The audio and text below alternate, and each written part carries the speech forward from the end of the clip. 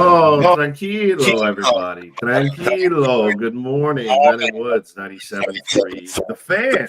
Lovely to be here. Still live on location in Kauai. A couple more days. Your old pal Woodsy's going to be flying back in to San Diego. We got an echo. Somebody said, let's see. Sound fine. No, it's because you keep unmuting yourself. There we go. No, are we good? Okay. We're fixed. Cool. All right, good deal. Thank you, Paulie. Tranquilo, everybody. Calm down. We're going to be all right. It's okay. Just one game. We will talk about it today. I want to say good morning to the homies back there in the studio. I know I sound like death. Had made the weakest cup of coffee that you've ever tasted this morning. It's basically water and creamer.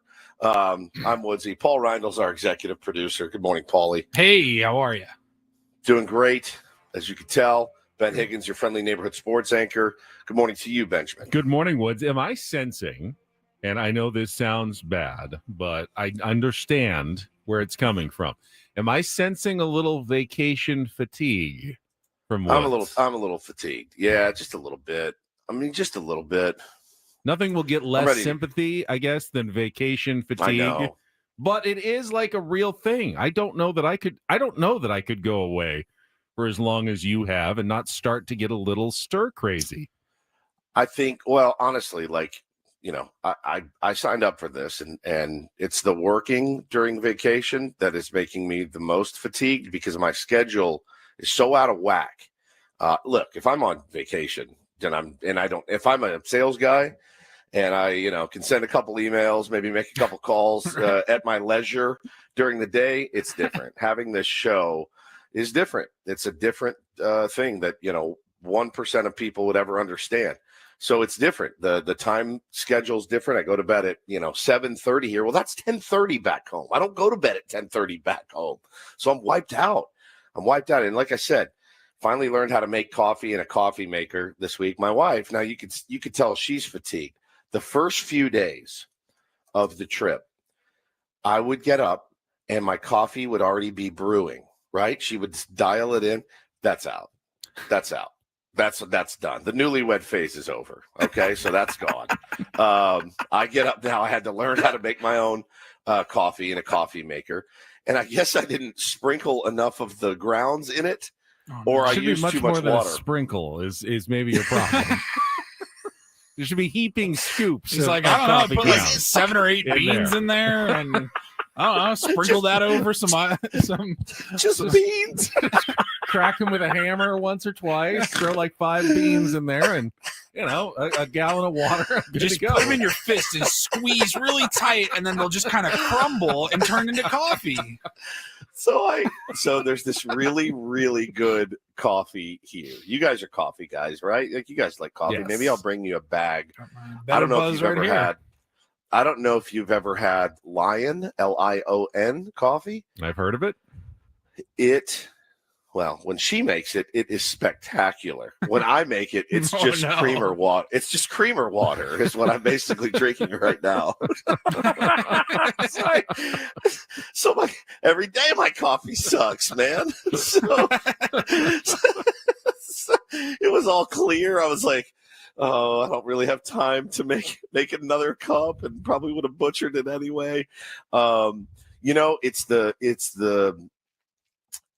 like Hannah does. She owns a real estate company, so she's fine. She's having a ball. She's sleeping in. She's getting. I got to send a few emails. I got to call this property manager. I got to get this open house set up. Like no big deal.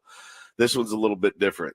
So, yeah, but it's a long time to be away, and I like to be at home. I'm a homebody, as it were. It is so beautiful here. I don't want to disparage the great island of Kauai. Is this the longest vacation you've ever been on, or what is the longest trip? I don't know that I've ever done.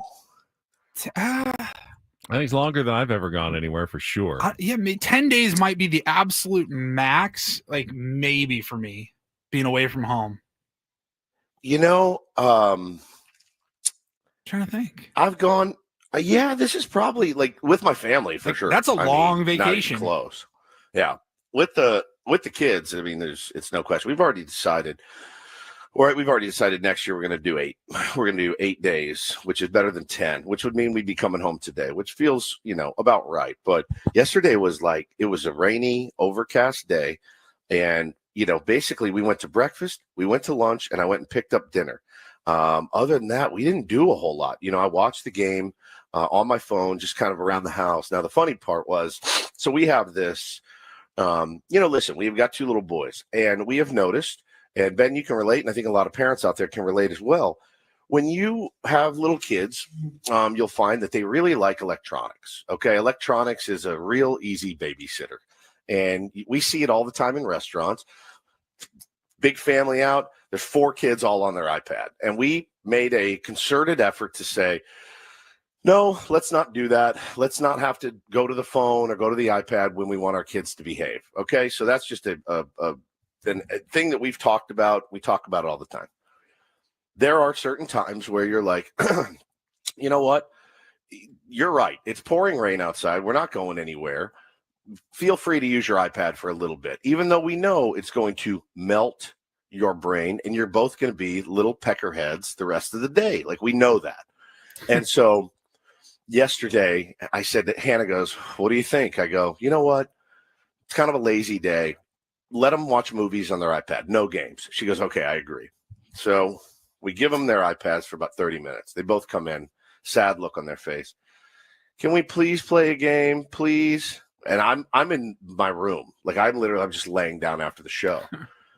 So Hannah walks in about an hour later. She goes, not only are they playing games, but I actually had to buy a game for both of them. She goes, that's really great resolve on your part, isn't it? And I started laughing. I wasn't busting her balls. I just started laughing. She goes, oh yeah, not only are they playing games, I had to buy a game for each of them.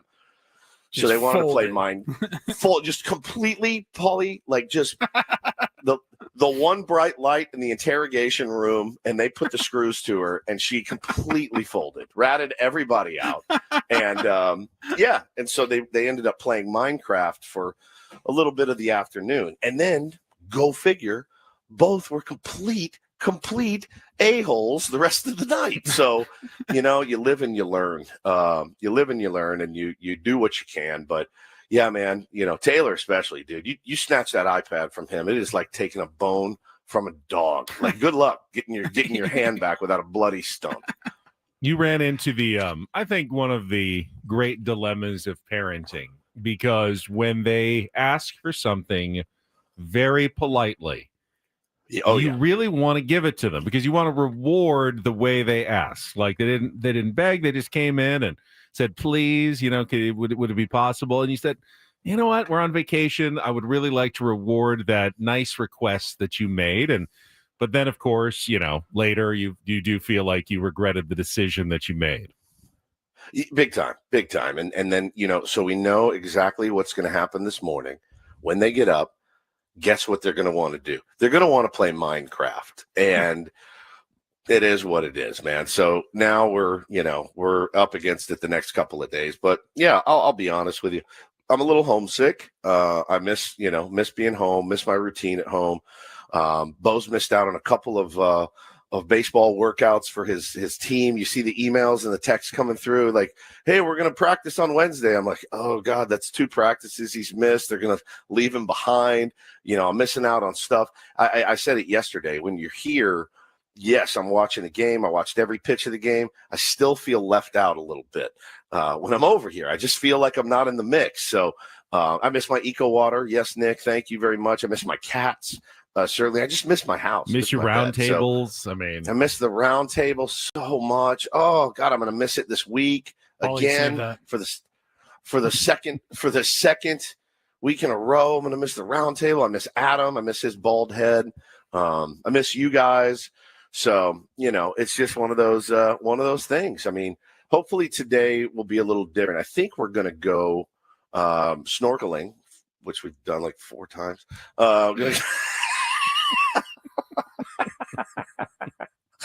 So we're gonna go snorkeling.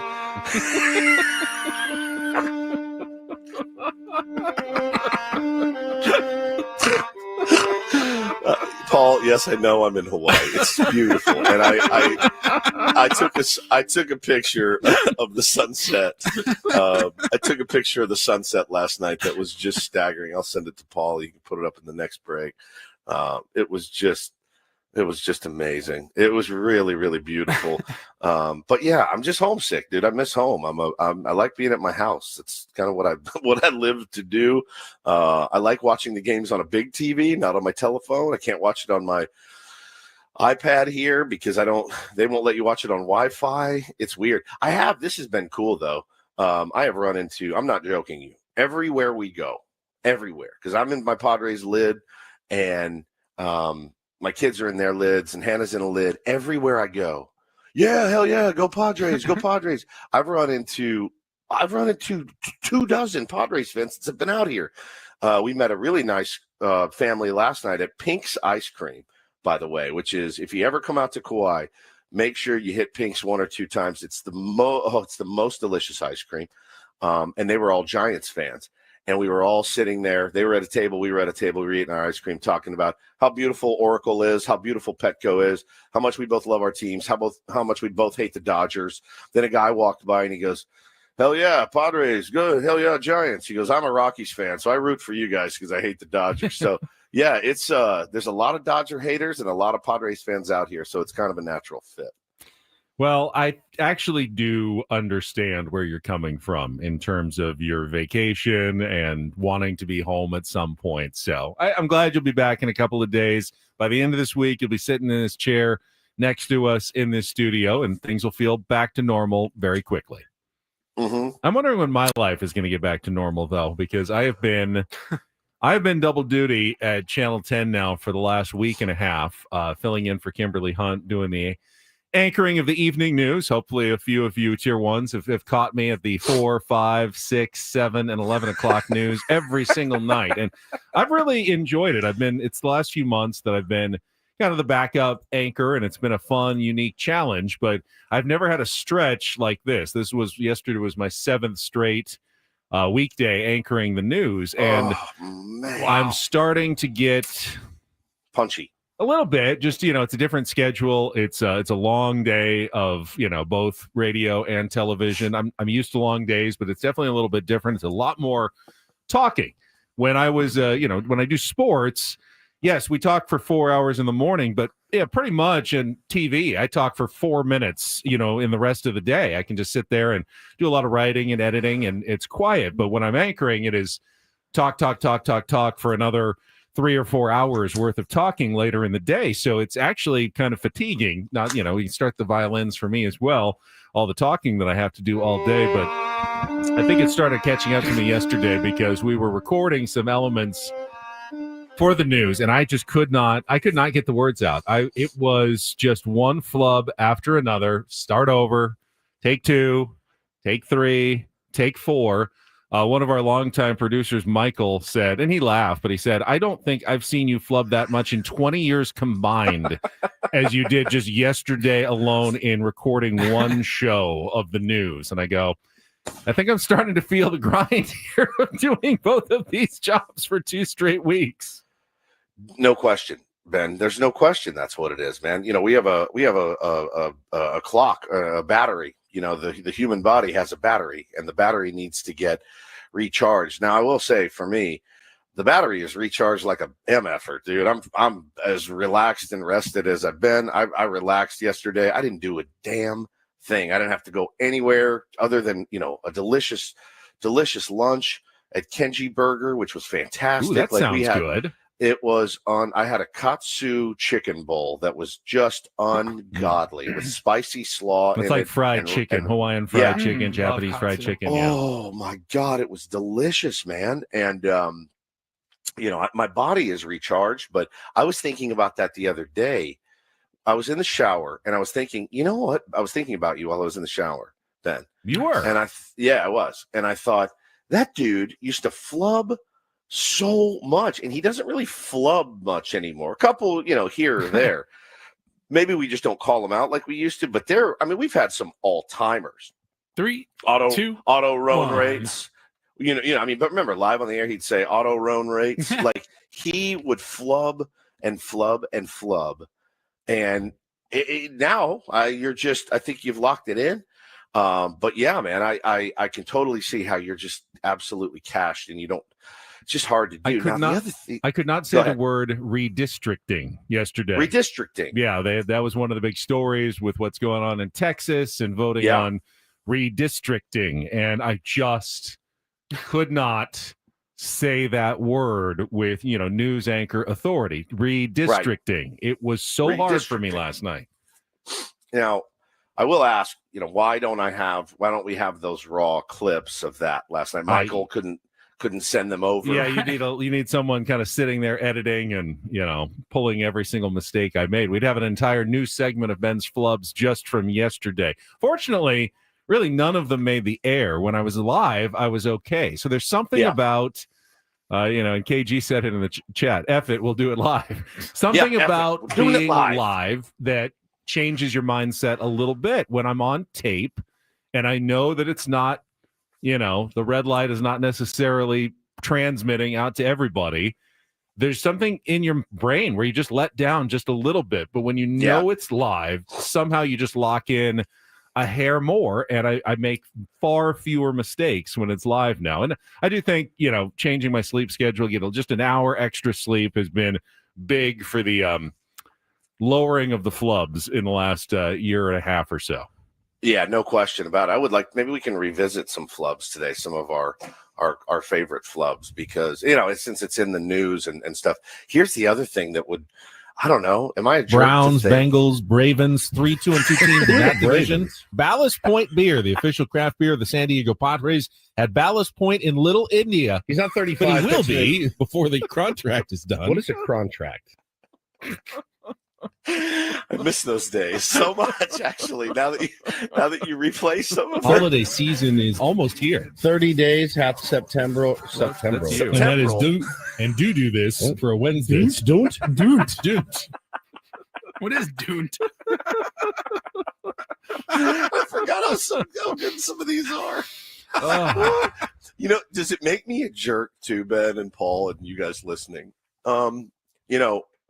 Filling in for someone you do it. You're a good teammate. Filling in for a couple weeks it's a lot, but you do it. You're a good teammate. I'm assuming that an anchor makes more than a sports guy. So there should be some sort of little boost, little bump, some sort of point. There should be something where they're like, hey, here's a little something for the effort, Benjamin. I've gotten a couple of very nice pats on the back for the effort. I mean, ultimately, pat on the back. You're absolutely right. If you're filling in for a higher position that pays more for more than I don't know, a day, but even if it is a day, let's be honest, you should get that rate. I don't know. When Bryce Johnson gets a start for Fernando Tatis Jr., if they want to give him a day, do they pay Bryce Johnson the Fernando Tatis Jr. rate? They are both. He's not a day laborer. Yeah, they are both MLB outfielders. Well, I will say this, Benjamin. If Fernando Tatis Jr. gets hurt, then Bryce Johnson gets hurt, and they have to bring up Trenton Brooks again to go out and play the outfield, guess what?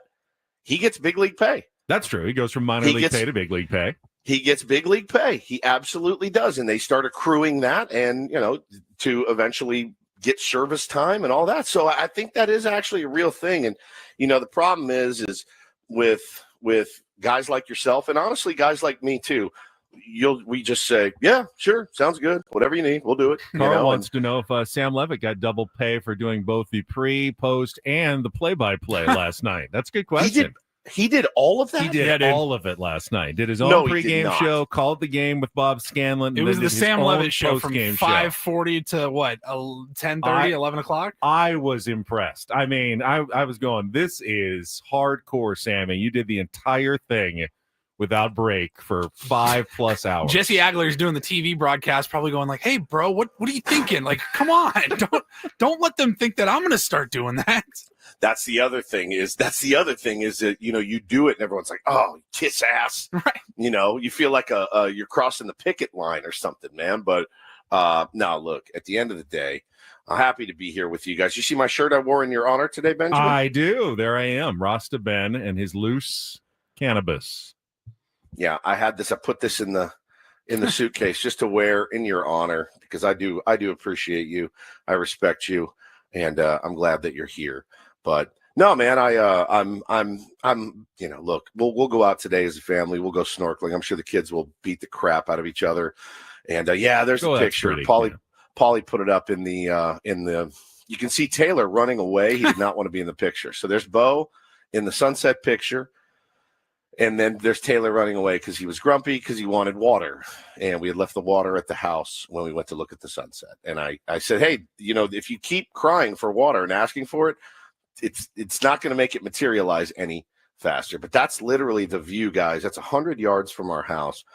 We walked down. We've spent a lot of time on that beach. That beach is where we were when we got evacuated. It's Hanalei Bay. See in the background that little mountain range that with the snout that looks like it in the water. Yeah. That's Puff the Magic Dragon, buddy. That's that's so it was written here, in a land called Hanalei. Greg, just to make Puff was just the name of the boy's magic dragon. Are you a pothead fucker? So that's Puff. And that's our beach, man. That's where we sit and spend most of our time. It is just beautiful.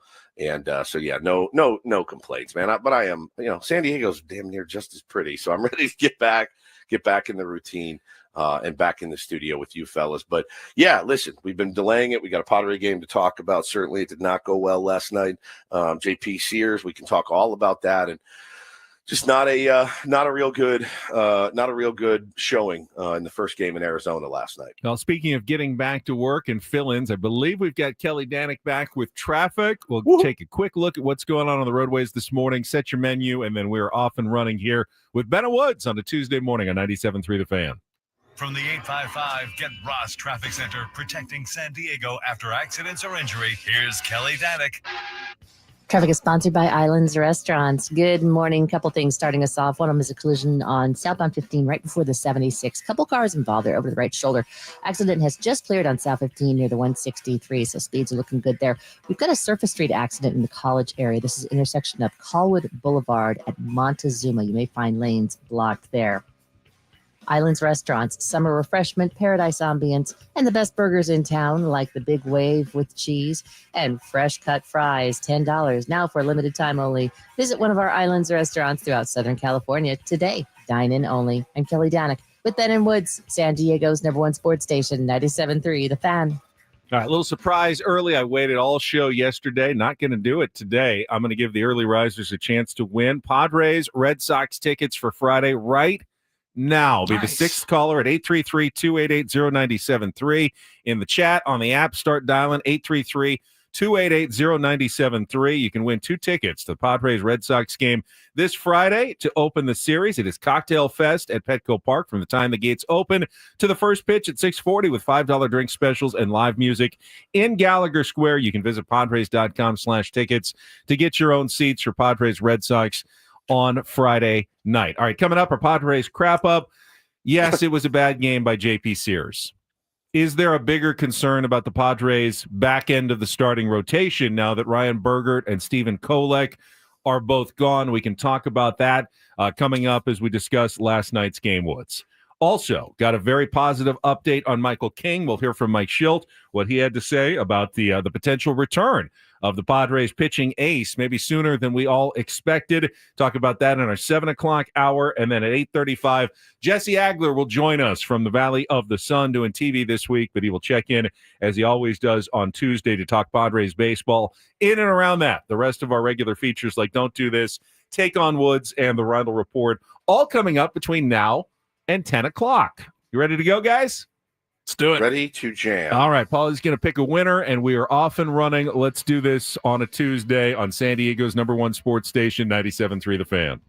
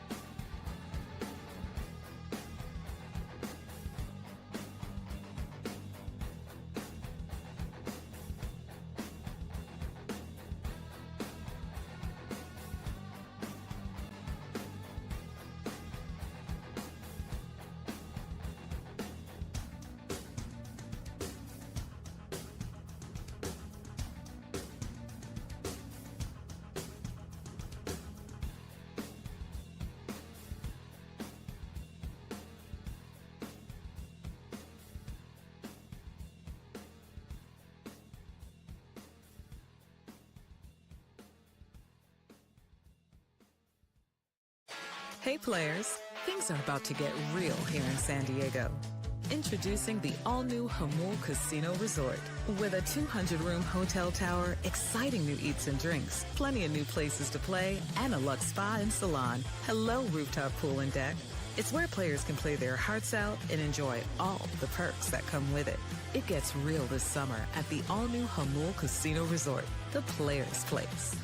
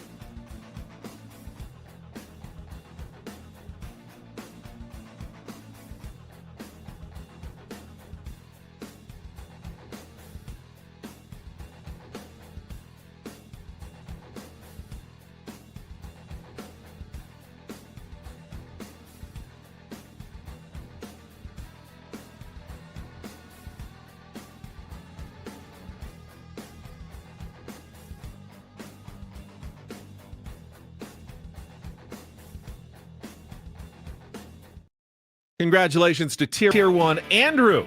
Took home the Red Sox tickets for Friday's game. Everyone else, sorry, we will have more tickets to give away the rest of the week. And Gwen and Chris, I believe, are giving away tickets to Saturday's game against the Red Sox as well. So stay tuned all day long here on 97.3 The Fan for your chance to win Padres tickets. Woods, I don't know if you're checking email as religiously, but did you see the email from our head engineer, JR, yesterday?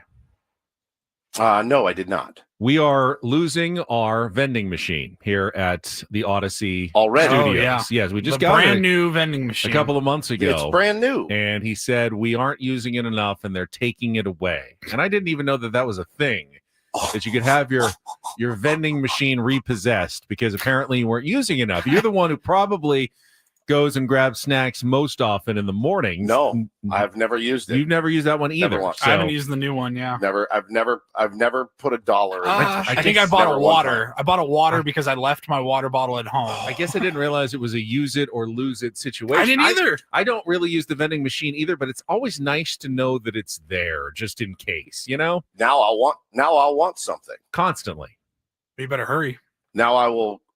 Oh, so that I missed that entirely. I know. Oh, wow, wow. You guys aren't using the. So if he's telling me if I went in, I'm not there today, but if you went in and you bought, 40 items out of it, we get to keep it. Is that how it works? Started, or is it already? pumping It's some already money in done. there? Yeah. I mean, I didn't realize there was like minimums. Like you have to meet your minimums, or you don't get a vending machine anymore. There's people who are waiting on the waiting list for vending machines, apparently, that are moving up because we're not using like a ours kidney. enough. Yeah, it's like a kidney. It's a kidney that we. Holy cow, man! That is really, really something. So if your office is on the vending machine waiting list somewhere in San Diego, you could be getting the call any day now that you'll be getting the Odyssey vending machine that we apparently are not using enough. I guess we haven't heard about the vending machine shortage, Carlos. You're right. I have in the last year have just started bringing, healthier options into. Apparently eating a Twix bar and a Dr. Pepper isn't the greatest thing that a man can do as he goes into his 50s. So I have started bringing in, protein shakes, some fruit, yogurt, things like that.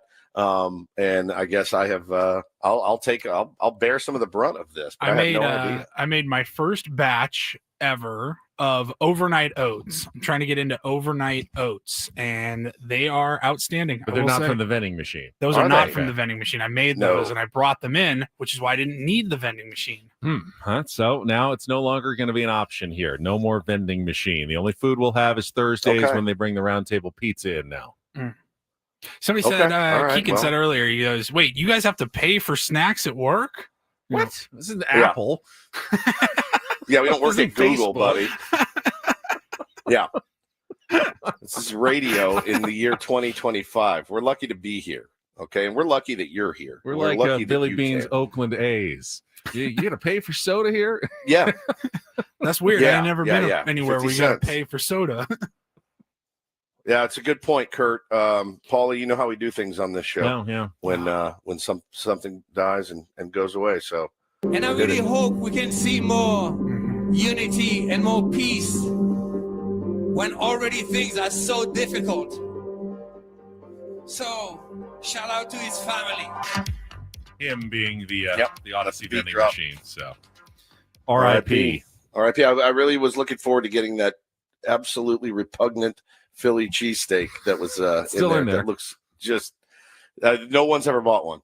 Maybe on Friday, if it's still here when you get back, we can have if it's there, I'll try it. Vending machine feed off. They can't really just take all the snacks with it, don't they?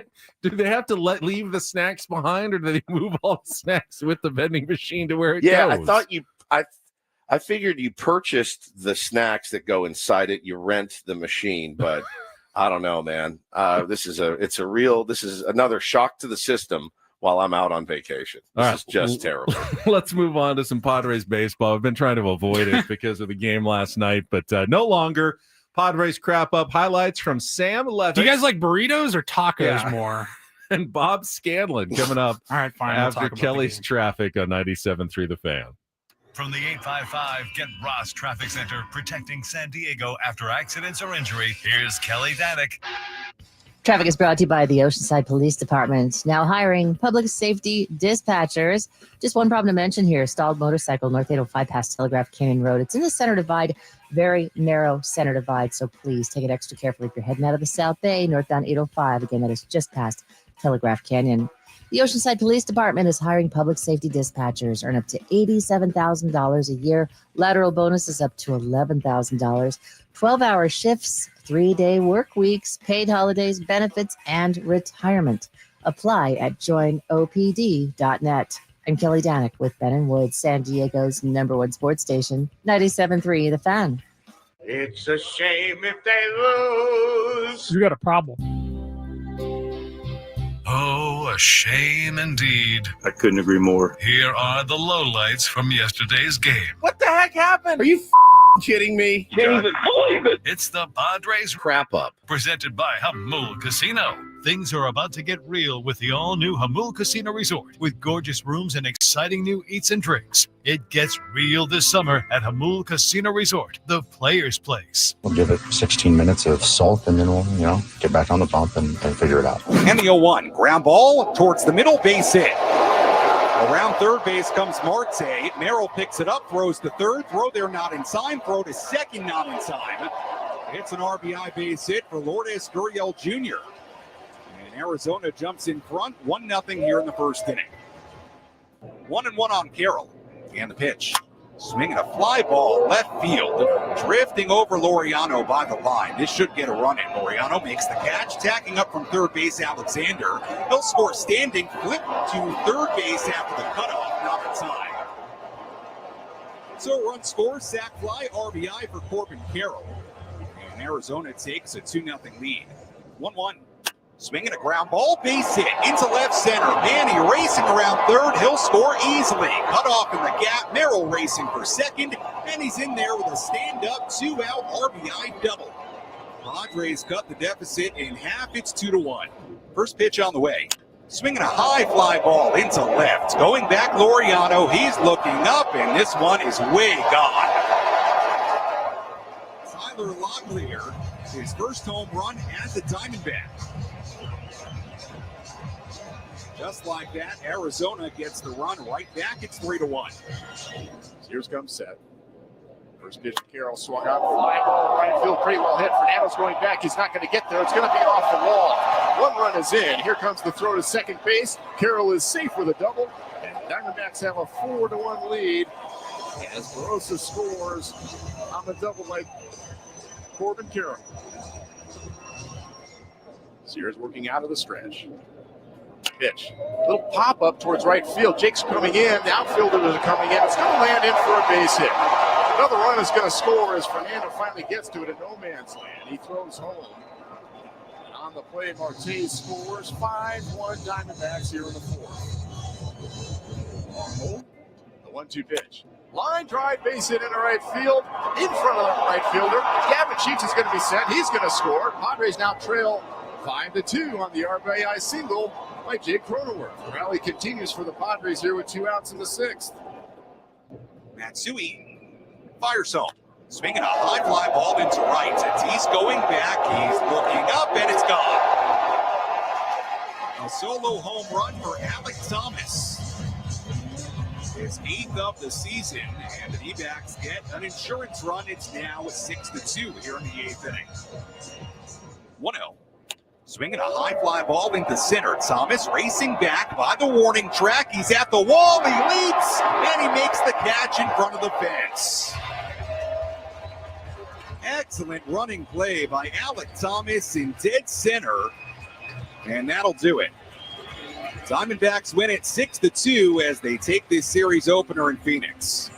They put a lot of good swings on him. I give him a lot of credit that we gutted up. It's not like where we were set up today a week ago, and we didn't have a long man, and we don't want to use our up guys either, and had Morgan down and Estrada down. So anyway, he gutted up, found a way to gut through 5 and give us a chance. But just too many pitches more in the middle of the part of the plate, and they put some good at bats together. Yeah, they did. They had some nice swings off of JP Sears early, Benny. And again, I was listening to the broadcast as I was going to pick up pizza, listening to who was I listening to on the I had the TV on in the car on the app, and it was Jesse and Mud. And Mud's like, man, honestly, this game should be about 9-0 right now. We were saying the same in our group chat. I mean, I guess you tip your hat a little bit for battling in and out of some traffic that you created, but they were all over him. They were all over him. Wasn't fooling a lot of guys. Early had really good swings on him, and yeah, man, couple runs each inning it felt like, but kept him kind of in the ball game. Made it through 5 innings, but yeah, not great. I got this tweet from at KGG169 during the game. just to me, at Ben Higgins SD. Sears sucks. Say it. All right. Oh. Is this like a Breaking Bad situation that like I need to say it specifically on the air, Ken, to make you happy that Sears sucks? He sucked last night. I mean, he was bad. Yeah, it was arguably one of the worst starts of his career. He had never given up 10 hits, gave up 10 hits in 5 innings. He was not good. Now, I'm not going to base my entire judgment on JP Sears on his first start with a new team, with a new catcher, in a ballpark that he's unfamiliar with, that's a hitter's haven.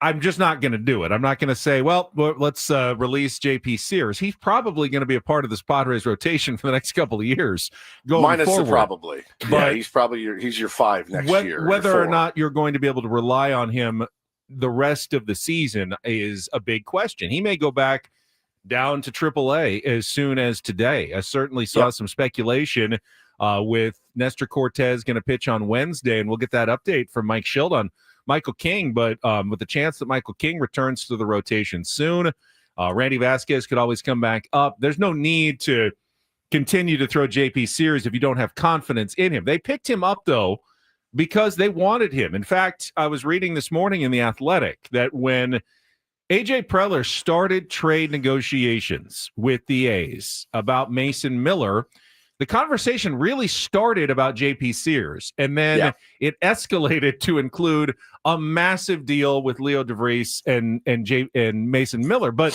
originally, it was AJ targeting JP Sears as a left-handed back of the rotation option, controllable for the Padres. So AJ he wasn't a throw-in. He likes JP Sears. He sees a future for JP Sears with the San Diego Padres. So let's not just throw JP Sears onto the scrap heap of, well, we tried him once and, hopefully we never see him again. That's not the case, and that's not what's going to happen here. And you saw little glimpses, as you said, Woods, when he battled out of some jams and got some swing and miss and strikeouts.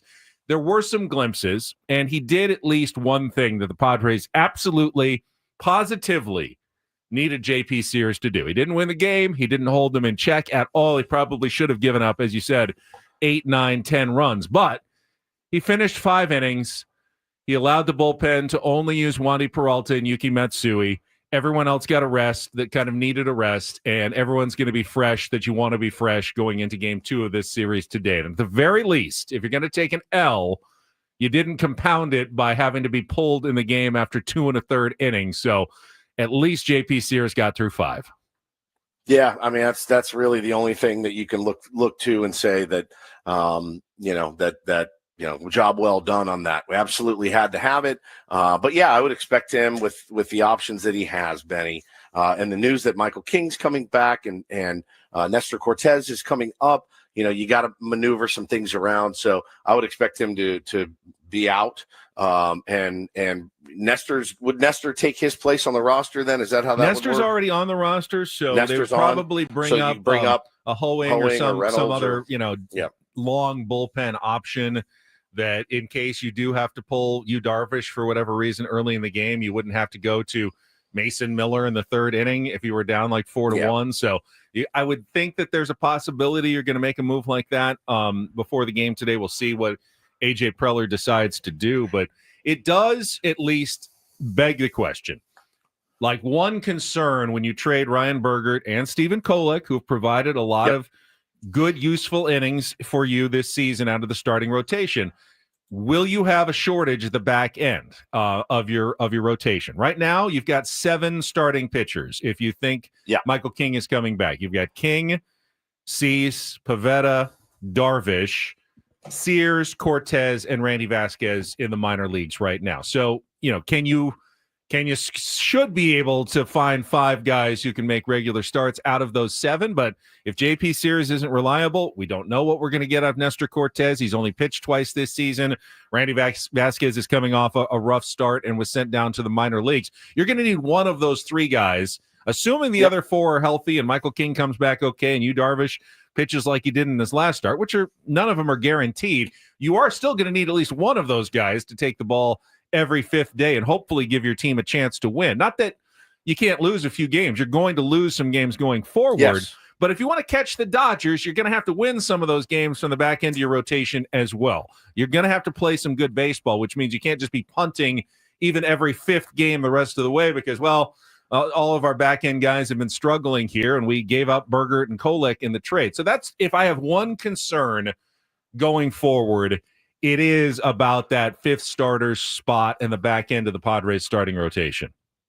Well, I mean, I have another concern, and that would be, well, there's two actually that I wanted to highlight. One being, this is the second time in a few weeks that Brandon Pfaadt has had a horrific game and then came back against the San Diego Padres and was lights out, pitched against Detroit, gave up 7 earned runs, 3 home runs that game, comes out against the Padres, goes 5 2/3, 2 runs, 2 earned runs. He did walk 3, struck out 4. I mean, again, hittable pitches in the zone. I go back to an AB, Ramon Laureano, who I love the pickup. Laureano missed about 4 hangers in the zone that he missed in his AB. I mean, just like you can't draw them up any better. Manny with a terrible AB in the first when you had him on the ropes, just kind of sets the tone. But of course he did it. He pitched against the Giants in July, gave up 4 runs, then comes in against the Padres, shuts them, dominates them for 8 innings, gives up 2 earned runs.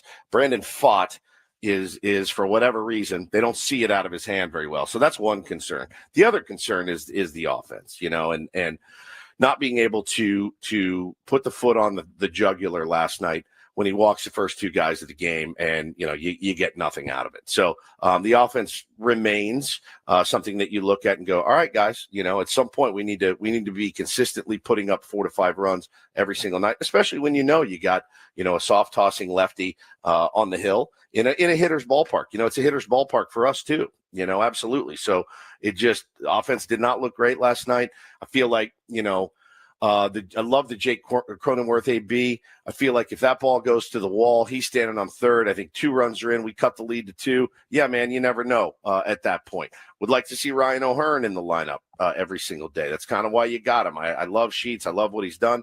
But I think, I can understand the logic of putting him in last night as he's homered off Pfaadt in the last game, and you want to get him a start, keep him fresh. But just a rough offensive output for the boys last night. Yeah, and I don't want to be unfair. The offense has been pretty consistently good the last couple of weeks. We've seen a lot of 5, 6, 7 run performances. This is more of the outlier lately than the norm. It used to be the norm, and the outlier was when they scored 5 or 6. Now it's kind of flipped, so you're still going to have games like this. And yeah, for whatever reason, Brandon Pfaadt just seems to be a bit of Padres kryptonite. Has been since he came up, as a rookie. He just always seems to give the Padres problems. Bob did have some good skanalysis at the end of the game, though. I was listening on at the end as they were wrapping things up, and he said when he came out, first couple of batters, Tatis and Arise, he was trying to get his sweeper and his changeup in, and he couldn't. And he walked both of them. I mean, you got to work to walk Luis Arise. You better be missing big to walk Luis Arise. And he did, and the Padres were set up well.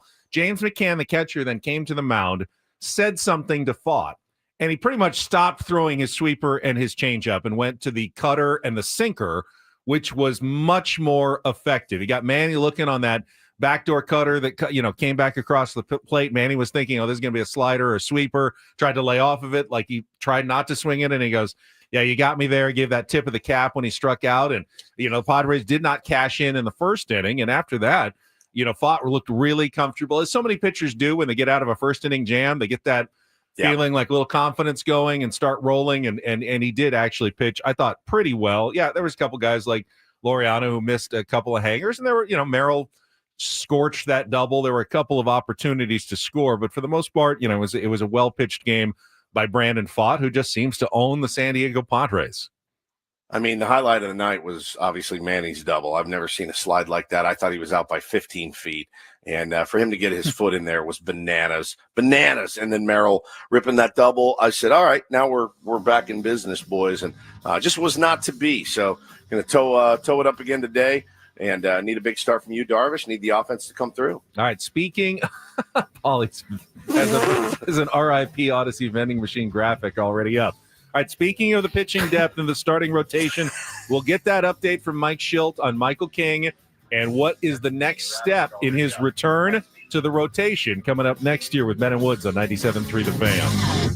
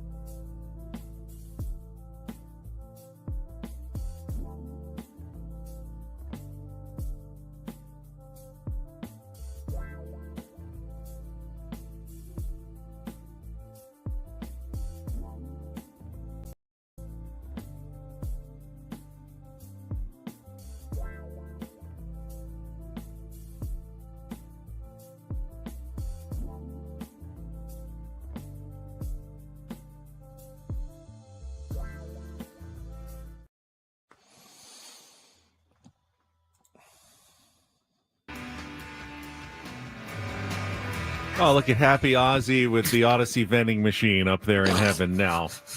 Oh my God! Paul, you are Paulie. fast with the graphics this morning. Look at that! Look at that!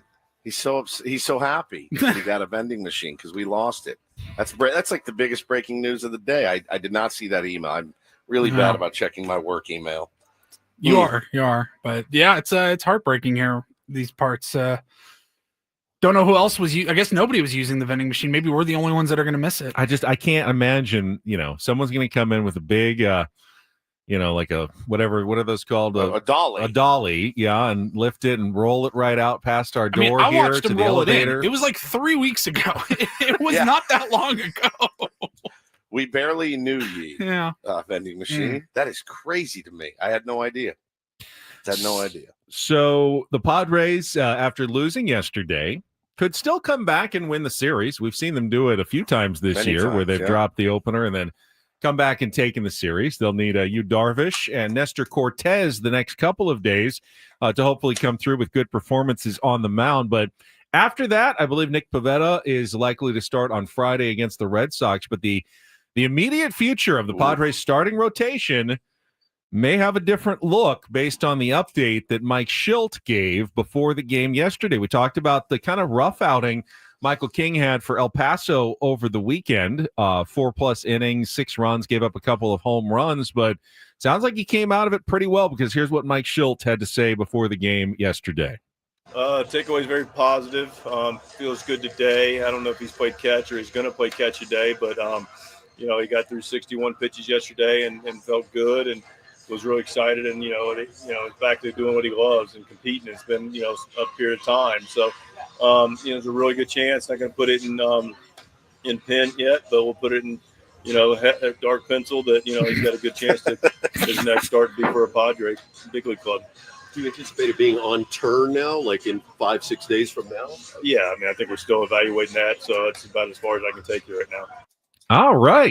Dark pencil was my takeaway from that. Dark pencil is just great. as close to pen as you can get. You know how hard it is to erase dark pencil off of paper? I mean, even just if you smears do, everywhere. you're just going to smear it all over the place. And I don't think Now Mike listen up. Schilt wants to do boy. that. I ain't saying Sharpie.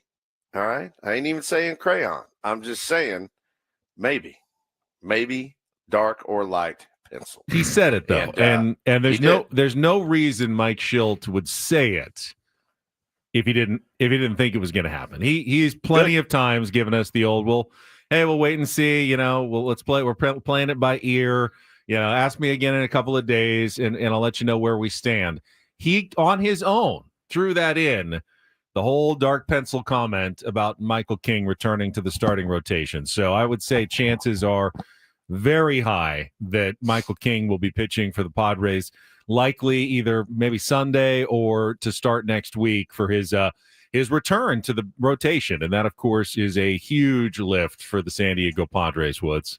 What is your guess on when? What is your guess if you had to make an educated tea leaf reading guess? When you were in London a few weeks ago, we were talking about Michael King, and we kind of it was probably circled in like mechanical pencil, but Ben and I were looking at like the Giants or Dodgers series mid-August. We're like, that's when you at least want him back.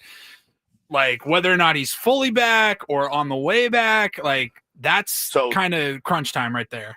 You think this weekend? I would say Sox? he would take JP Sears' next turn on Sunday more than likely, which would be against the Red Sox, which would then line him up to pitch in the Saturday game at Dodger Stadium in the following series. That would be my guess. Either way, he'll probably face the Dodgers, obviously, in that series, and then either the Giants or the Dodgers again in the one after that. But he'll have at least one under his belt before he has to go up against the Dodgers, which may be part of the thinking by the Padres that they don't want his first start back to be against the Dodgers. He wants to get a feet wet and feel comfortable at home before you go to Dodger Stadium for his second start returning to the rotation. Now, Wesley says King gave up 6 runs and 2 home runs at El Paso. And yeah, we talked about it yesterday. But let me remind you, Wesley, if El Paso stats mattered, Luis Campusano would be our cleanup hitter. He would be our cleanup hitter tonight against Arizona if they really took into account what happens down at El Paso. I've never seen a greater AAA player than Luis Camposano. I believe he's continuing to mash. And it's not simply the park effects, but when you're on a rehab start, your goal is not to win the game. You may not get hurt. It's also to work on whatever pitches you want to work on. You may not throw the pitch like you want it to get out. Like, I need to work on my fastball here. So even though I'm up 0-2 and I really should be throwing a slider, I'm still throwing the fastball because that's what I need to work on. So you don't really get a lot out of those numbers because you don't know how the pitchers are really approaching the start. It's rarely, hey, how deep can I go? How many strikeouts can I get? That's not what Michael King was trying to do at El Paso. So, So I guess he gave him up in Round Rock, Texas. Well, which again, the whole PCL the whole is a PCL. hitter's league. So, I mean, again, like, it doesn't guarantee. I think it was more about feel and how did it feel and how do you feel? And, he's been working hard to get back. So I just, at this point, I don't think it really matters, what his, we're going to keep him down and give him another one down there in that hitter's paradise. I don't think they gave a damn about the results. Like you said, it was like, how did he wake up the next morning? You know what I mean? Like, that's all they cared about. Which is like that. Which is a big, how Michael King wakes up in the morning is kind of what got us here. That's not to say there might not be a little rust in his first start when he comes back, even on the big league level. That's probably something the Padres are expecting. But Michael King hasn't forgotten how to pitch. The stuff apparently is the stuff. We know how nasty it is. So my guess is that fairly quickly, Michael King will return to Michael King form, which is a top of the rotation type starter, a guy that you expect to likely be your first playoff game starter, whenever that is, assuming the Padres get to the postseason. And that's my expectation, is that Michael King leads off your rotation in October. Yeah, no question about it, man. It's somebody that we desperately need, and we don't go anywhere without him. So kind of a big deal the next week or so for the San Diego Padres. As at this time of year, it's all pretty deadly. Every game seems to be magnified through the roof. I saw a lot of people kind of jumping off the bridge last night, flipping out about one loss to the Arizona Diamondbacks. I didn't like it either. Not a great debut for Sears. Not a great offensive output, but we got 2 games to go in this series. And then, then it gets pretty nasty. The Red Sox, really, really tough team. And, then you go Giants, Dodgers, man. This is what we live for. Boston won their 6th straight game, I think, yesterday. They are hot. The Royals. Yes, they did win their 6th in a row. By the way, the Diamondbacks won their 3rd in a row. Even teams that sold at the deadline, and Jesse and Mudd talked about it, it's not like they totally tore down the team. They still have Corbin Carroll, that Ketel top Marte. 3 of their lineup goes against anybody. Gurriel and Perdomo. They've got good hitters. They've got, some guys they're taking a look at the bottom of the order, but if they get a hit or two from those guys, they're an absolutely dangerous lineup I'm to just face sick even of today. Brandon Pfaadt looking like Nolan Ryan against the Padres. It seems like every time. Alec Thomas drives me crazy. Well, I mean, I love that guy. I wish he was on our bench, but man, he drives me crazy.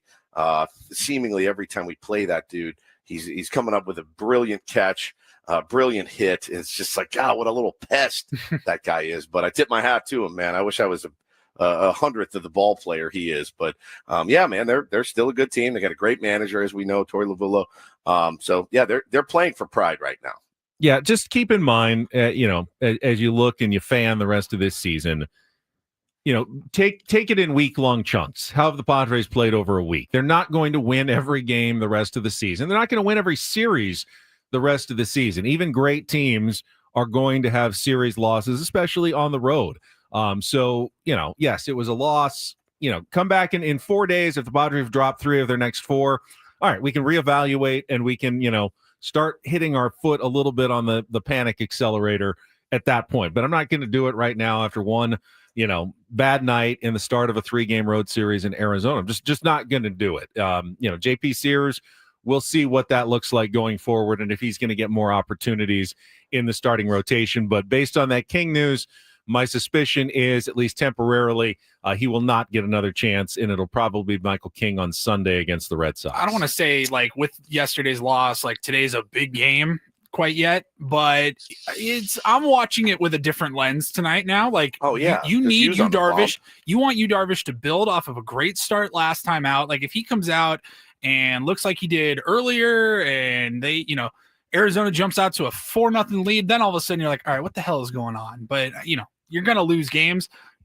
Got to bounce back, get this dub today, and hopefully go for a series win tomorrow. I agree with you, Paulie. I agree with everything you just said. I also agree with Paulie. I'll also be watching it with a different eye, one eye open the whole day. Just one? Which one, left or right? Yeah, just one eye left. I got a lot of sunscreen in my left eye the other day. It really burned.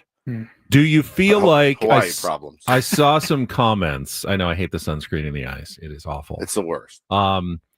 Is there any thoughts of adding? You wanted to see Ryan O'Hearn every day. Ramon Laureano looks pretty good. 7, is that the spot for him, or do we want to see him moving up in the Padres lineup? And I'd like to move Xander down 1 and O'Hearn up. I don't know. I mean, he's having a really good season. I really like his ABs. He ambushed that one last night. Thought he had it. I like his swings, man. I like his swings. I like everything about that dude. I like his mentality. I like all of it. So you can move X down in the order. I don't think it's gonna hurt his feelings very much. And again, these guys are here to win a World Series championship. Everyone's got Gavin Sheets had the right attitude about it when asked last week. He's like, I'm good. Like whatever they need me to do. Ryan O'Hearn had the right attitude. Use me however you want me. I'm here to win. So I'd love to see him. Love to see him in the lineup more. I can totally get why Sheets got to start last night, but I don't look at him necessarily as a weak link per se. I look at him as a really good piece off the bench if you need it, and a guy that gets the occasional start to get somebody off their feet. I mean, I loved the fact that they were able to bring up a dangerous batter as the tying run.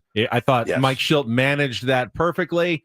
Nearly worked out for him with the 2-on and a 5-2 game. You actually had a chance to come back and win a game that you had no business winning if you get a good swing right there. Didn't quite get it, but you can see the vision and how it lengthens the Padres roster going forward because of the moves they made at the trade deadline. No question. Here's Brian in the chat. He said, enough is enough. 3 games back with a real shot. The boys need to buck up. Sick of the excuses. I know we can't win them all, but at the end of the day, just win ball games. That's what they're doing. They won 7 out of 8 going into last night's game. I don't think they've definitely won more than they've lost lately, certainly. But I do understand. It is funny because who wants the West? Like, do the Dodgers really want the West? They lost to the Cardinals last night with Tyler Glasnow on the bump. Their offense is scuffling right now. So you feel this stupid feeling where you're like, well, we can't believe we couldn't beat Brandon Pfaadt again. Well, at least the Dodgers lost too. You're not losing ground. You're not making up any ground, and that's a frustrating part. So I feel you, Brian. I do feel that. I will tell you, with 49 games to go, there's going to be a lot of losses in there. There's going to be a lot of losses in there, and just hopefully not more than we think. They do need to win a ton more than they lose, obviously, if they want a chance at winning the West. And it just feels like it's really in there. It's really there for it. Like, this is no joke. If they go 40-9 the rest of the way, we can't be throwing our arms up in the air all 9 times the rest of the year going, oh my God, what's wrong with this team? Do they even care? I mean, it's going to happen. There's going to be some losses the rest of the way. Let's see what happens tonight. I do think, as Paulie said, let's see how they bounce back tonight. But it's true. Zach says we just refuse to win when the Dodgers lose. Doesn't matter if we're playing a bad team. Yeah. It's so They've gone from 8 back to 3 back. So clearly they've won quite a few times when the Dodgers have lost over the last month and a half. So they have made up some ground. They need to make up some more ground. We will talk about it. Look at the rest of Major League Baseball coming up at the bottom of the hour. Don't Do This is next, though. And I had a startling revelation yesterday that I may not be as good of a Padres fan as I thought I was over the last 50 years. I was absolutely stunned, and I'm curious to see how many tier 1s will be stunned alongside me coming up next here with on Don't Do This on San Diego's #1 sports station, 97.3 The Fan. First, though, I was also stunned at how quickly I lost weight with SDfatLoss.com 2 summers ago when I went through the program. In 60 days, I lost 40 pounds, which is pretty much what they told me I was going to do when I met with my counselor for the first time, and they explained their program that required no injections, no exercise, and no prepackaged meals. They said pound of fat per day, 10 to 20% of your body weight. You'll have a couple of days. If you cheat, it's okay. We can get you back on track. And that's exactly what happened for me. Went through the summer, had a little vacation, put a couple pounds on, lost it again, and by the end, I was a brand new person. You can go through the same process I did right now by going to SDfatloss.com, getting a free consultation, and signing up for their weight loss program and get $200 off now in the month of August. Summer sale is back on, $200 off. It's going to change your metabolism. It's going to change your life the way it did for me. My knee pain, my back pain pretty much disappeared entirely after I lost the weight. It was so huge, and I've been able to sustain that weight loss because it was based on real foods, not shakes and bars and mixes. I can't recommend it highly enough. So many tier ones have followed in my footsteps. They tell me their success stories all the time. You can be the next one by going to SDfatloss.com. That's SDfatloss.com. Results may vary.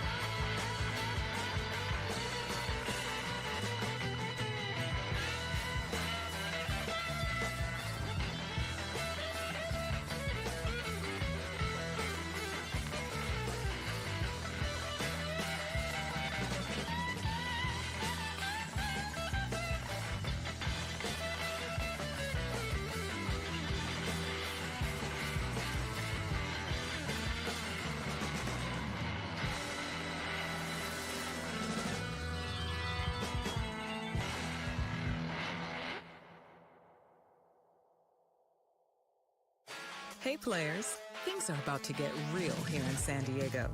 Introducing the all-new Hamul Casino Resort.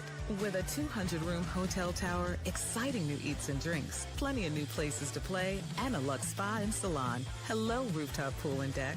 It's where players can play their hearts out and enjoy all the perks that come with it. It gets real this summer at the all-new Hamul Casino Resort, the players' place.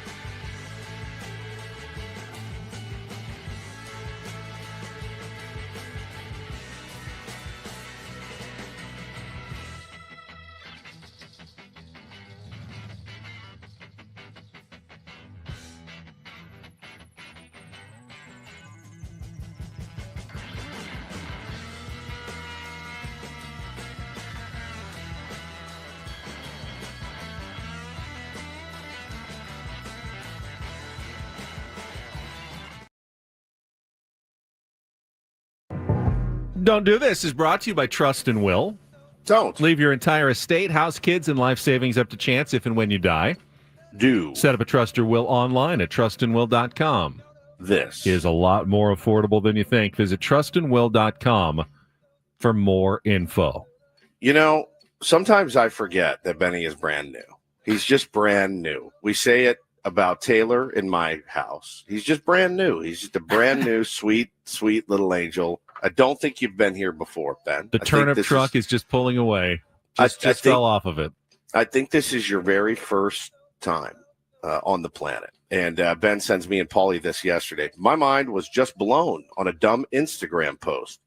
Did you know there is a P on the San Diego Padres logo? We need to talk about this tomorrow. Paulie writes back, yes. Ben says, I never knew that. And I said, the one on the logo? Ben said, I've never seen it before. I said, really? And he couldn't believe it. He could not believe it. Well, so he actually, you actually put this on your Instagram story, which is, I mean, that's a story in and of itself. Well, it blew my mind because this is something I actually love looking for these things, like the hidden arrow and the FedEx logo. I love, of course, I love those things, and I've gone through them and seen other ones in my life, and like there was one sitting right in front of my face as a Padres fan for the last 50 years that I didn't see at all because this little stupid trivia video comes on, and it's which 3 MLB teams have 3 letters on their hats. And I looked right away. Okay, the Chicago White Sox have Sox, S-O-X, on their hat. Yep.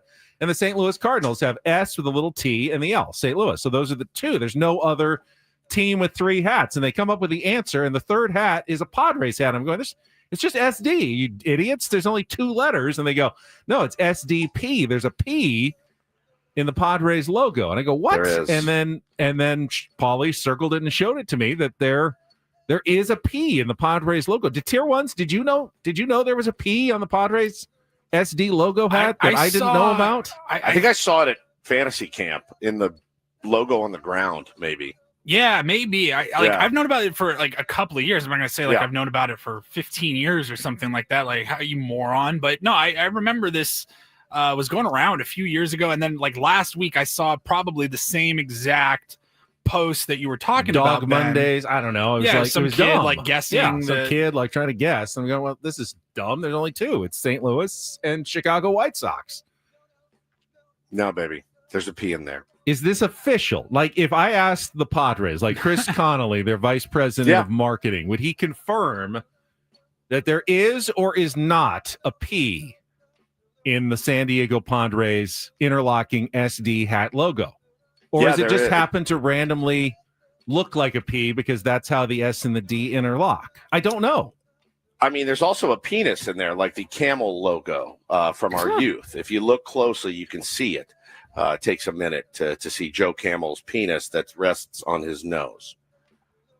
And then once you see it, you can't stop looking at Joe Camel. Yeah. So as soon as I learned that in like 7th grade, I was it got me really good. Yeah, I don't know if that was like intentional or not with the SD and the P. It couldn't have been accidental. Like when they were coming up with the logo back in 1969 in the first year of the team, when they say, hey, if we do this interlocking SD, it also creates the P for Padres in our logo at the same time. No, it's not the same jersey as the one on the jersey, but it's still a P in there. There's a P. San Diego Padres. Boom, boom, boom. Right there. If you're not looking at our YouTube stream, yes, where the D and the S intersect, it creates a P effect in the middle of the Padres logo that There's a big never P right on the D. I've never big seen. P right on the D. I've never seen in my life that was there.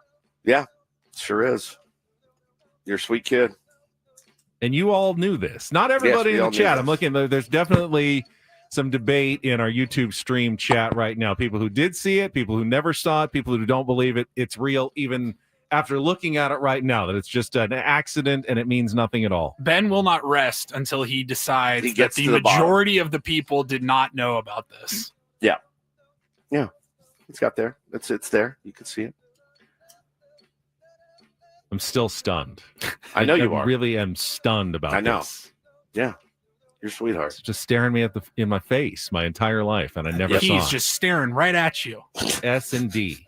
Yep. All I see is SD, and there's a P. Now I'll never not see it. Yep. Now you know. Genius marketing. You're up. Angela says there's also a G in the San Francisco Giants hat, which I also have not seen. So this was like a few years ago. Like people pointed out, is it the Milwaukee Brewers has Oh, MLB, right? I think that is. Or is it MIL? MB, and then it's shaped like a glove. Yeah. The MB, which is the best. And then It's so the good. Montreal Expos, it looks like ELB when it's an Right. M with red, Yeah. white, and blue. That was a cool logo as well. That's really, really cool. All right, I will move on to Logo a much chat. more don't do this classic type story. Former NFL running back LaShawn Johnson was convicted on 6 felony charges for, he's gone the Michael Vick route, the role in a dog fighting operation and what is being considered one of the biggest busts in U.S. history. Johnson, now 54 years old, violating the Federal Animal Welfare Act. The government apparently rescued almost 200 pit bulls from this dogfighting ring. You'd think that at this point, with all the publicity of the Michael Vick case, that might have dissuaded other, NFL players from starting dogfighting rings. And the consequences for Vick were about as severe as any consequences that an athlete has faced. I mean, considering pretty much the gnarly don't do this stories that we see on a daily basis, Michael Vick was the one, in at least the court of public opinion and in the court of law, suffered about as much in terms of consequences as anyone did for what he did. Yeah, it was a big story when it came out, and I can remember the host I worked for at the time saying, "No, dogfighting is cool," and I just remember my hair falling out, having to defend it, and I don't understand it. I think it's horrific, honestly, and that really hasn't changed much. I was fine with Michael Vick, I guess, getting a second chance. He actually paid some consequences, as you mentioned. But man, that was one of the bigger sports stories I can remember. And I kind of agreed with you. Not only he did his time, but also seemed like genuinely changed by what he learned. And there was the argument that this is what I knew growing up and I thought it was okay, and then now I know that it's not, and he genuinely changed and actually went out and became an agent of change. So I was okay with him getting a second chance as well, but his story should have resonated to other people like LaShawn Johnson, like, okay, but you all don't now get a second chance because you should all know that this is horrible and don't do this. Yeah, he kind of set the tone, man. The cruelty to animals is just a different level for me of you're missing sick. that chip. Yeah, you're sick. sick. You're missing that chip, dude. Animals and children and elderly is kind of the line, really, of hurting people like that, right? They really don't have a choice, and that drives me crazy. So yeah, throw the book at this cat. He certainly deserves it. I have a much more positive story for Do This. Thank God. DD Mega Doo-Doo. So if you're looking at box scores last night, you'd see that a guy by the name of Nick Enright picked up the save for the Cleveland Guardians last night, and maybe you skimmed over it without knowing his entire story, but this is pretty incredible. The first career save for Nick Enright was a very meaningful one. He was diagnosed with Hodgkin lymphoma in late 2022. He still has not completed his cancer treatment. He has one left in November. But he had decided, I feel good enough to pitch. And he bounced around a little bit.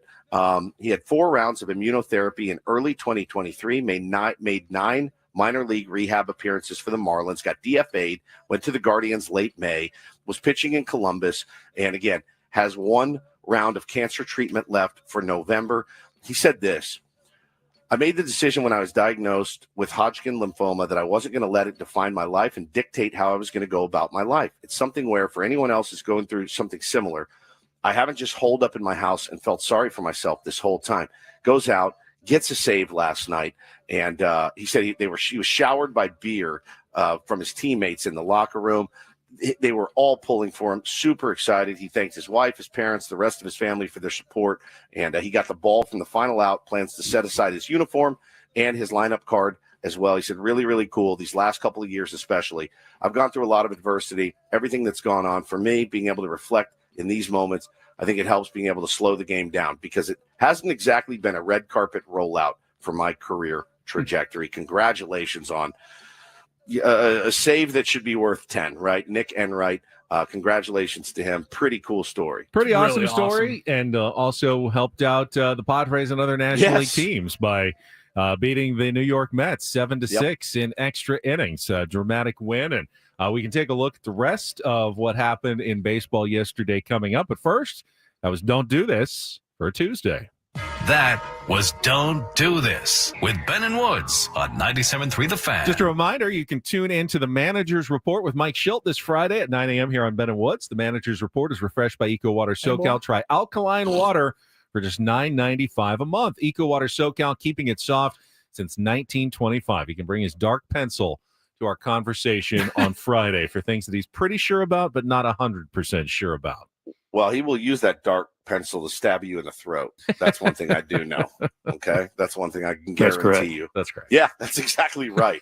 Before we split, guys, real quick, if you're maxed out on credit cards, struggling with high interest debt, you can pay it all off in days with Loan Pronto's Rapid Equity Loan. You can get cash out now without touching your low rate first mortgage, which is huge. No appraisals, no waiting, no BS. The Rapid Equity Loan Program at Loan Pronto, pretty incredible. One of their clients got $300,000 approved in under 24 hours, paid off debt, renovated their kitchen, cut their monthly expenses by $1,800. Pretty big turnaround for them. They got instant approvals, low rates, no hard credit pull up front. That equity is your equity. Use it. Get cash out to consolidate all of your debt down to one easy, low monthly payment. Get yourself back to neutral. Call Loan Pronto now. Get a free instant appraisal for your home. See how much cash you could get out today. A+ rated by the Better Business Bureau. Google reviews off the charts as well. Call now to start the conversation at 619-207-4336 or go to loanpronto.com, 619-207-4336 or loanpronto.com. Equal housing lender, NMLS 1661781. On approved credit, NMLSconsumeraccess.org.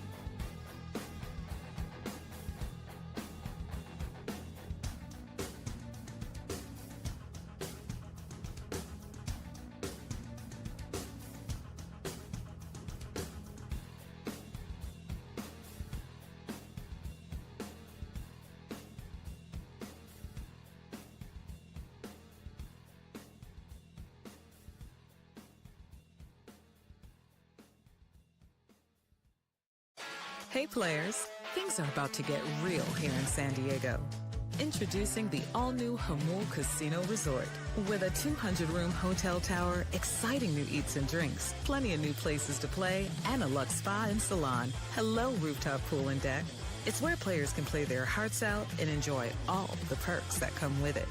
It gets real this summer at the all-new Jamul Casino Resort, the players' place.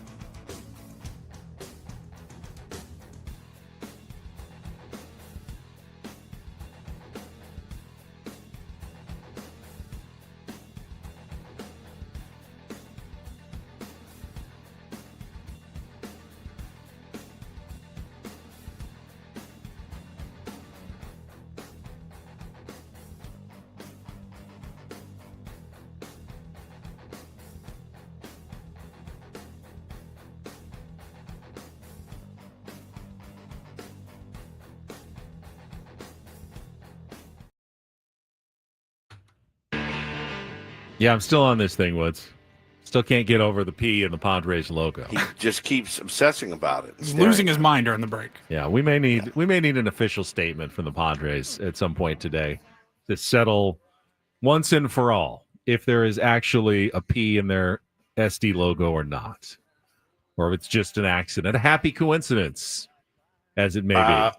I just had a happy coincidence. I went in, I saw the light was on in my bedroom. My wife is up at 4:30 in the morning, so I was able to get a quick motorboat in before I came back to the show. So I feel much, much better than I did 10 minutes ago. Much, much better. It works every time. Does she feel better than she did 10 minutes ago? Probably not. Yeah. Probably not. She wasn't super excited about it. But I did that to my wife yesterday. I said, "Is this where you thought your life would go? Like, when you were like a little girl, you're like envisioning your perfect life, husband. your dream wedding. Your husband's like, is this what you thought it was going to be?" Yeah, radio producer, just 100%. Yeah, I just did the exact same. I'm a 50-year-old man, dude. At the end of the day, 50-year-old man in there. Just let me get one. Let me get one before I get back to the show. And I do. I feel much, much better. I told her. I said, "Come in and do a segment with us." We got nothing today. She goes, "No." If she does, tell her to put her shirt back on. Yeah, well, her shirt was on. I went over the shirt. Gotcha. Yeah. All right. Well, on another note, Padres did not take advantage of the help that they were given by some other teams in the National League yesterday. We will talk about the rest of the baseball playoff chase right after a check of traffic here on 97.3 The Fan. From the 855 Get Ross Traffic Center, protecting San Diego after accidents or injury, here's Kelly Danick. Traffic is sponsored by Limonite Termite, the orange oil experts. Got a couple of problems here, guys. One of them is this two-car collision on northbound 5 before Hawthorne. It's over the right shoulder. And in the North County, southbound 15, right at the 76 connector ramp, collision involving car and a motorcycle. Have termites? Eliminate Termite inspects, treats, and repairs termite damage, all with a full structural warranty. Their orange oil treatment is safe for people, pets, and the planet. No tent, no move out. Protect your home naturally. Schedule a free inspection at eliminatetermite.com. I'm Kelly Danick with Ben & Woods, San Diego's #1 sports station, 97.3 The Fan. Woods, I know you're going to be stunned, but apparently the Dodgers fans showing love to Mookie Betts last night to try to get him out of his pretty much season-long slump with a standing ovation was ineffective. 0 for 4. He did not get a hit, nor did many other Dodgers, as Sonny Gray went 7 innings, gave up just 1 hit. It was a solo home run to Freddie Freeman.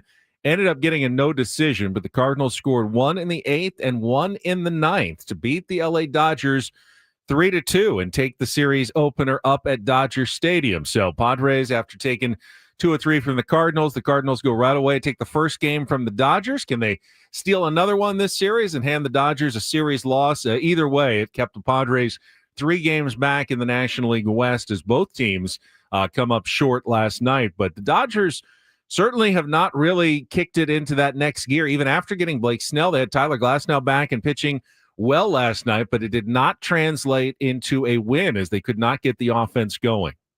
I mean, the similarities in our offenses are now they padded a lot of numbers early, man. They were one of the best offenses for a while, but they've fallen off. They've had some injuries as they usually do. And just ineffective. And I got to say, man, we catch a lot of, I will spar with a Dodger fan every day. They're really, really funny, and they go back on pretty much everything they say. And, I can vividly recall them ripping, the Phillies for doing this. People were talking about it on Twitter for doing it for Xander, and they just, poverty, blah, blah, blah. A once mighty, arrogant organization has resorted to, doing standing ovations for a $300 million plus player. If I'm Mookie Betts, it's the last thing on the planet I want. The last thing on the planet. He's had a terrible year. Remember, he started the year with some weird illness. He dropped like 20 pounds. He had to get that back on. He's playing shortstop. It's pretty taxing on him. He's just not hitting the ball well. But I have no doubt Mookie Betts will break out. None. Zero. Mookie Betts has a track record, one of the best track records in baseball. So I can understand why they're frustrated, but the hypocrisy of them doing that last night, and especially it coming from one of their reporters who spends his time, ripping fan bases that do things like this. I thought that was priceless last night. It's interesting because I see obviously plenty of Padres doomers. We deal with them every day. I see tons of Mets doomers. I see Yankees doomers. My buddy Scott, huge Yankees doomer right now as they lost again. Walk-off fashion, Josh Young with a 3-run home run for the Rangers in the bottom of the ninth as the Yankees lost their 4th in a row. But they're still in wild card position. The Mets are still in wild card position. Yet all I hear from both New York fan bases is doom, doom, doom, doom. Padres lose, 1 to the Diamondbacks. You get the doom. I don't hear Dodgers doomers that much. They just remain arrogantly self-confident no matter what their team seems to do. I know they must be out there. Do you see them more? Because you interact more. So there are Dodgers doomers. Oh, big time. Okay. Big time. I see a good cross-section of the still. And listen, I honestly, I'm trying to put myself in their shoes this morning. And if it were me, I wouldn't be worried. And the reason I wouldn't be worried is that I would look at those guys that are anchoring my rotation. And I would think Tyler Glasnow, Blake Snell, Yamamoto's been fantastic this season. I look at those guys and I go, we're good. We're going to be fine. Freddie Freeman will hit. Mookie Betts will hit. Shohei Ohtani is Shohei Ohtani. He's a unicorn. I think I would be in the camp of I'm not worried about this right now. I really wouldn't worry if I were the Dodgers. Do not feel that same way, though. Nick Pivetta has been fantastic all season. The Padres are getting Michael King back. Their pitching has been terrific. Their bullpen is the best in baseball, and they've got Manny Machado and Fernando Tatis Jr. and Luis Ariz and Jackson Merrill. They've got plenty of good hitters who have established over their careers that they are good hitters and are going to hit. Shouldn't we feel just as confident in our team as confident Dodgers fans feel in their team? No, I think, and the reason for me, just speaking for me personally, is because the track record, right? So the track record of the Dodgers being able to win so many, pennants, division titles. Honestly, they're the Braves of the 90s, and that to me would give me a little bit more inner peace if the Padres had that track record. They don't, and in fact, we had that team on the ropes. We all know what happened, and couldn't close. And so for me, I think you're more. I think it's more fair to be a Padres doomer right now than it is a Dodgers doomer. But I think you should still be happy about your ball club and know that you're in a good position right now, and within striking distance of the West, which is pretty cool because I did not think we would be here at this point in the season. I really, really, really, really did not. And to be this close is great. It's also frustrating, man. You're right there. You can see the top of the mountain. And every time you take one step up, you kind of slip down a little bit, and you just got to keep grinding, trying to win some games. So, I just thought for them, for that fan base to resort to that last night was a little bit embarrassing. Padres did lose a game in the standings to the Cincinnati Reds, who beat the Chicago Cubs 3-2. The Reds now 3 games back in the wild card race, although both teams lost their starting pitchers in the game. Mike Soroka, who was the Cubs' bigger pitching deadline trade acquisition, is already headed to the IL with shoulder discomfort. So Cubs fans who thought they needed to be more aggressive getting pitching, they were less aggressive, and now they've already lost the guy that they were less aggressive getting to the IL. Nick Lodolo, I believe, left with a blister. Both bullpens were good, though. The Reds managed to pull out the 3-2 win, so they're trying to hang on, really the only other wild card contender in the National League. The Mets, as we mentioned, lost to the Guardians 7-6, so the Padres still just a game behind the Mets for the second wild card spot. The Phillies, though, are starting to play well again, Woods, and they're looking to put some distance between themselves and the Mets. Kyle Schwarber hit his 39th and 40th home runs. The 40th was a grand slam, part of an 8-run 6th inning, as the Phillies beat the Orioles 13-3. And if any team is looking dangerous beyond the Dodgers, I think it might be the Phillies actually right now. They look terrifying. We saw them, recently. Padres went 3-3 against the Phillies in the 6 games they played. But they always feel like if they get locked in at any point with the hitters that they have and the pitching staff that they have, that it's a team that at some points can be unbeatable if they're all firing on the right cylinders at the right time. Well, and that's true of anybody. It's still a little bit early, even though it's getting a little bit later in the season. August it can be, the dog days. And this is that month where, man, you separate the men from the boys, certainly in baseball terms. And I don't know, man, getting hot now is great, but September next month is really when you want to be firing on all cylinders. But the way they look now, it looks insane. And you're getting production like that out of your lineup, especially Schwarber. I mean, that's MVP caliber stuff right now, Benny. 40 bombs for him. No signs of slowing down, but somebody's going to have to figure it out at some point. But, back to our race here in the West, this is the fun part. I heard Jesse say it last night, and I laughed in the car as I was going to get pizza. I thought, man, you got a weird definition of fun. I would love to be 15 games up in the division and on cruise control right now, because it really, really takes your soul being in these pennant races. And again, kudos to the Padres for being even, 3 games out at this point. Didn't we all would have put the mortgage on the fact that, we're going to be 10 games out. We're going to be scrapping with the Reds and the Giants and teams like that for the wild card. To be 3 games back, whoo, boy, it's pretty spicy. Meanwhile, I don't know why I still have trouble believing in the Milwaukee Brewers, but they're showing no signs of slowing down.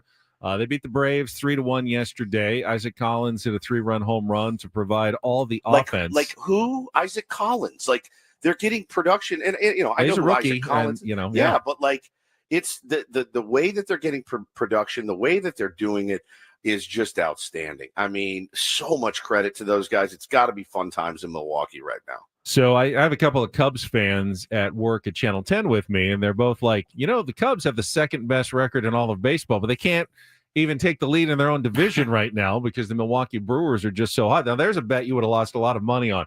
The 2 best records in baseball come from which division? Would not have picked the NL Central at the start of the season for sure to see the 2 best records in baseball. The Giants lost in the 9th, gave up 2 to the Pirates, who walked it off in the bottom of the 9th, 5-4. Giants obviously sold at the deadline and are lingering, 9 games back now of the Dodgers, and 6 of the Padres. Don't look like they're going to be a factor the rest of the season.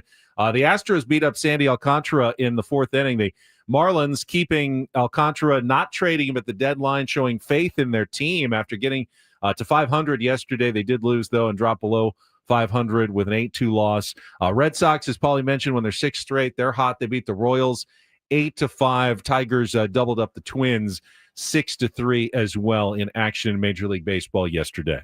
Did you see the kind of, if you're a Red Sox fan, you're pretty bummed. Did you see Roman Anthony last night? I did not. Kind of standing on the field, and you saw him kind of grab his back and then kind of do the twist, and he leans down and he tries to stretch it out, then calls for the trainer. So he has been a revelation for the Boston Red Sox.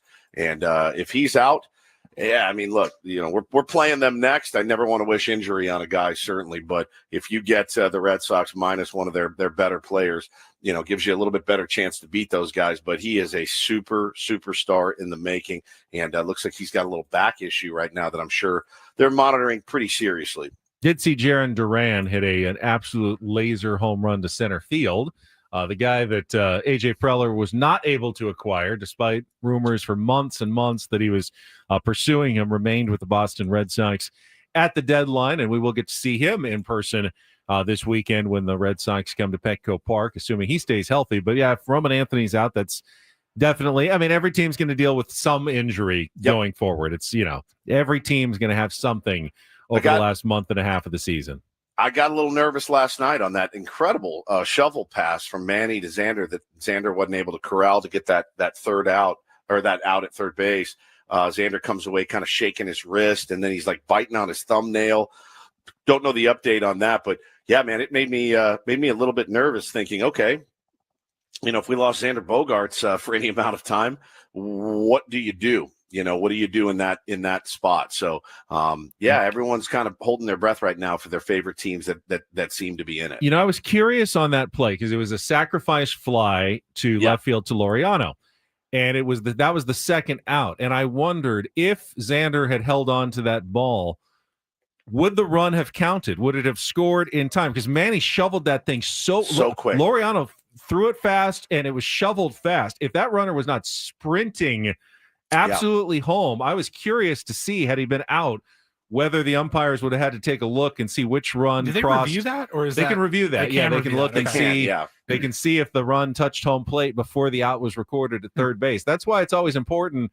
You think, well, I don't need to. I've got to score easily, but you do have to score before potentially one of your other guys gets out on the base paths. You rarely see it in Major League Baseball, but it has happened a couple of times, and I was curious, but then Xander couldn't hold on to it, so never got to find out if that was the case. All right, we are 2 hours in. We will come back. Jesse Agler will join us in hour number 3 from Arizona. We'll also play a game of Take on Woods, try to qualify a listener for Las Vegas.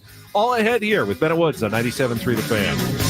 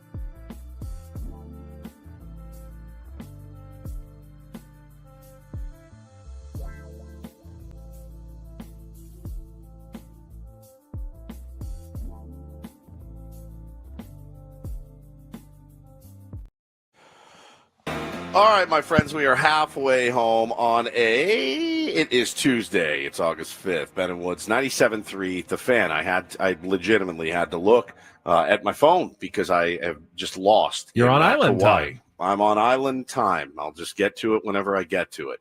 You're like Kunu. I don't really wear a watch anymore. I don't wear a watch, man. Yeah. What does Kunu mean? It means Chuck. I watched that the other night.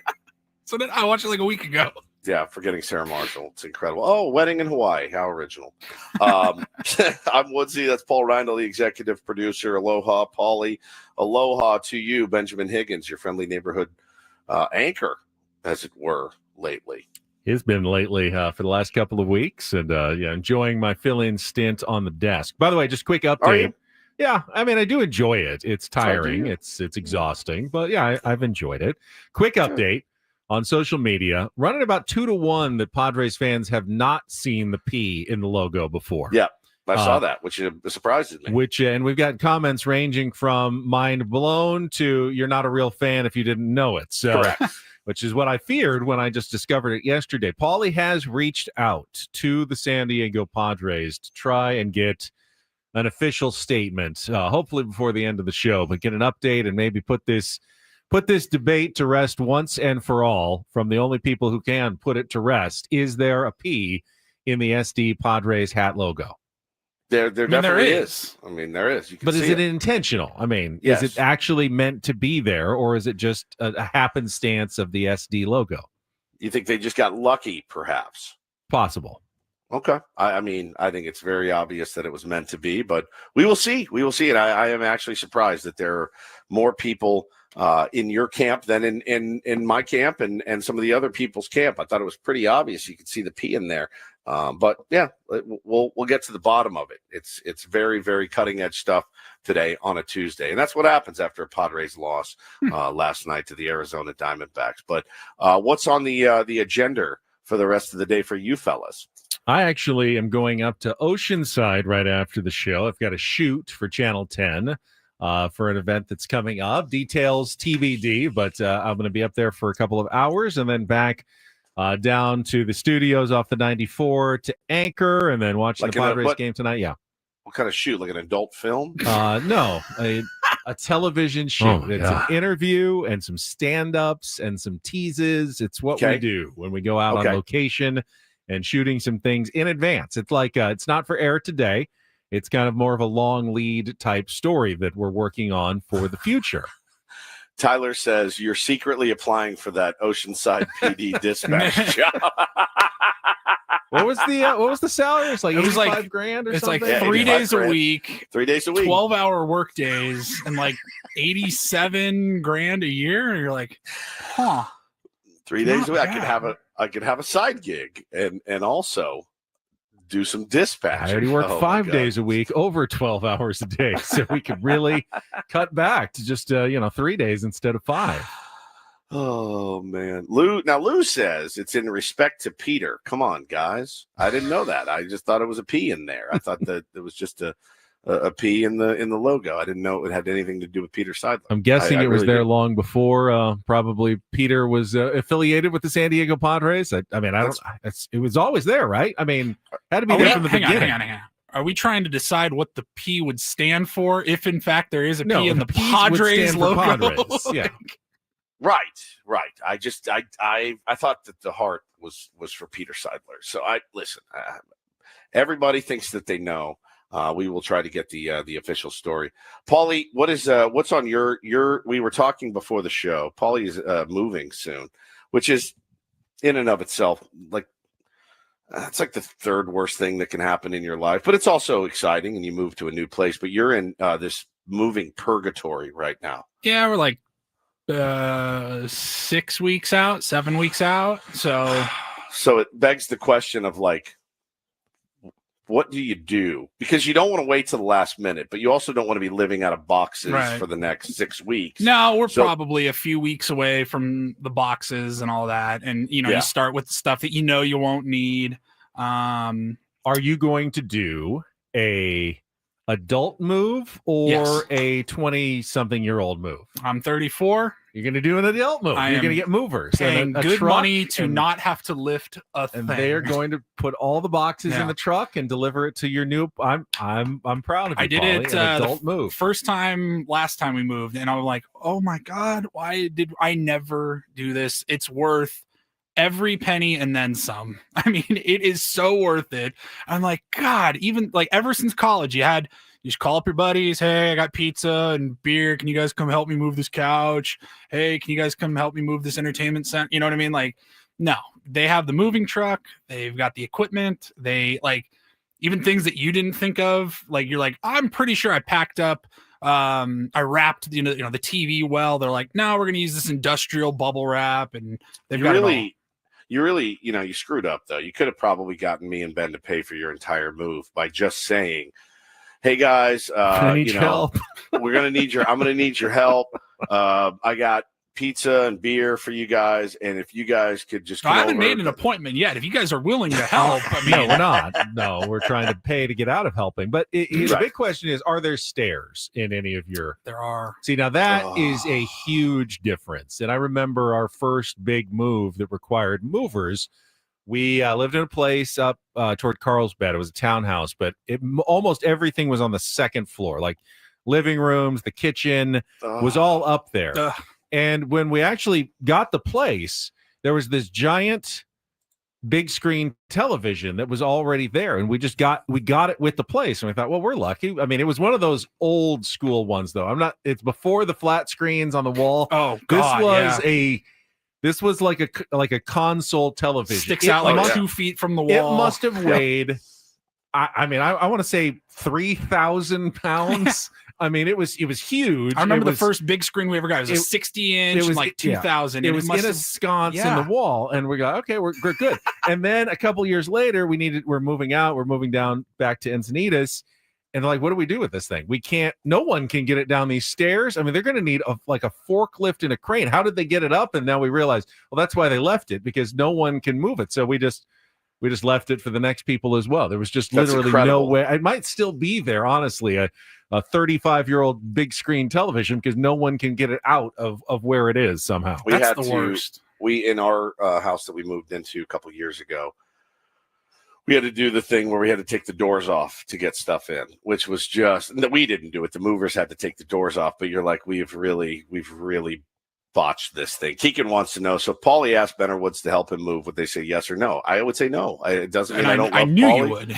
Yeah, I'm not. I can't do it. I've done so many moves. I've done midnight moves from many places. Paulie, I would be happy to come help you move. Now, liar.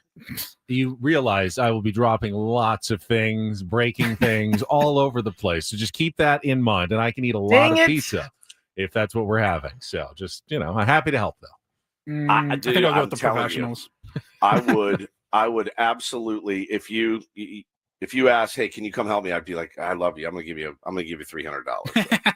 Right. To lessen the blow of me having to come. I mean, I'd let you use my truck or something if you needed to, for sure. I had a truck in college, and that's the worst. It was like I got the truck and I signed my life away to move everybody. And back in college, I don't know if it was like for you guys, like we moved every year. Like the school year ended, or during the summer, you moved into a new like park. a 9-month lease where you'd go for the school year, and then it's over, and you had to find somewhere new the next year. Like the first time we stayed in the same like townhouse for more than 1 year, it was like, whoa, we're adults now. Like we're not moving every June. It was miserable. Just sounds like the tier ones in the chat are ready to go, Paulie. If you want an army of tier ones coming over to help you move one item at a time, they're ready to go for you. I appreciate that. I think we're going to be okay. Like I said, we're still a few weeks away from even getting to that point, making an appointment and all of that. But right now it's just, I've been building a ton of like new furniture that we've been buying, new end tables or something like that. Bought a new dresser. IKEA? You were building them? We did some IKEA. We did some Wayfair. We've done some Costco, a little bit of everything. I like it. Yeah. My wife gets the wild, she's in real estate. So a house will pop up on the market and she's like, ooh, what do you think about this? And I go, I can't. I can't do it. I don't know that I have it in me to box up and pack and unpack and reset up. I love our house so much. It's perfect. It will get a little small with the boys getting a little bit bigger. But I just don't think I have another move in me. I think hopefully the place that we live now is where I spend my last days. And hopefully it's no time soon. Luckily I have a trust in Will. But if that's the case, I will be so happy if I never have to move again, Paulie. So my heart goes out to you guys, but it'll be great. We don't want to give the location, not because of the tier ones, but we have a reason we don't want to give the location to one other person. Yeah, Bald Reindl. We cannot let Bald Oddly Reindl enough, know where you're that moving. person just texted us. He did. Says, I'm in moving purgatory as well. He's moving in 4 weeks. I'll help Paul move if he'll help me move. That's such a hard pass. Hey, could you grab that? It's a little bit heavy for me. Forget it. I think I'm a lot bigger and stronger than Adam, too. I think I'd get screwed in that. He'd you would. He'd be carrying a bag of T-shirts or something. Like, can you grab that big screen for me? He's also Can you moving a grab whole that coffee family. table I for mean, me? they've got all the kids' furniture and everything. That would be a losing proposition for you, Paulie. He'd be getting off way easier than you would. Well, a lot of people moving. Wish you the best. Also, please don't have a housewarming party. I'm just going to give you money. I'm just going to send you money. Do adults do that? Is that still they a do? thing? I don't want to do it. I'm just going to send you money, and you guys can use that money for whatever you like. Sounds good. Please don't ask me to do anything. Got a little news here from your San Diego Padres this morning, guys. What do we got? They have just announced that Luis Arraez has been named their 2025 Heart and Hustle Award winner, which makes a lot of sense for the Padres. Guys, all heart all the time. I know it feels like for the rest of his career, whether he's here in San Diego or on another team, his value is always going to be debated. But I love Luis Arraez so much, man. Did you guys see the video that they put out yesterday? Probably recorded a few days ago, and they were asking every player as they walked in, the question of the day or question of the week or whatever, and it was who has the most unread text messages on their phone. And so good. Everybody's guessing Manny or Tatis, and then Luis Arraez comes up and he said something along the lines of like, I don't have that many. Like I respond. I love all of my friends and I respond to everybody. I love all my friends. I respond to everyone. Jeremiah Estrada says, "Oh, well, I read them all, but I never respond to anyone." He never responds, which is a nightmare. But I can't understand if you've got the little circle with the number. I mean, how do you do it? Which ones do you look at and don't look at? Once the number's there, I have to look at all of them and clear them instantly. And I thought, what do you do, Woods? Do you have a number on your text right now? Bro, no. I clear them out. There's never quickly. a number on my text. Never. No, we don't. We're not Manny Machado or Fernando Tatis Jr. They've got thousands of people reaching out to them. How many people have their numbers? Don't those guys be a little careful of who they're giving their numbers out to? I know that, generally the professional athletes aren't simply like posting their number in the directory. You've got friends, you've got family, you've got former teammates, you've got agents, you've got businesses, all that stuff. And even if I did have like Fernando's number, I'm certainly not texting him all the time. Do people just think that I'm just going to text you, Fernando? I'm sure no one's heard from. We work with Steven Woods. No offense, buddy. You're no Fernando Tatis Jr. And this guy gets asked things 50 times a day. What do you think Fernando's phone's like? I made the mistake years ago of being the guy that set up for my very first show. I set up like the come in and meet us on a Friday. I would go down and get all the people. But in order to do that, I had to give everyone my phone number. And so I probably have between 300 and 400 listener phone numbers in my phone.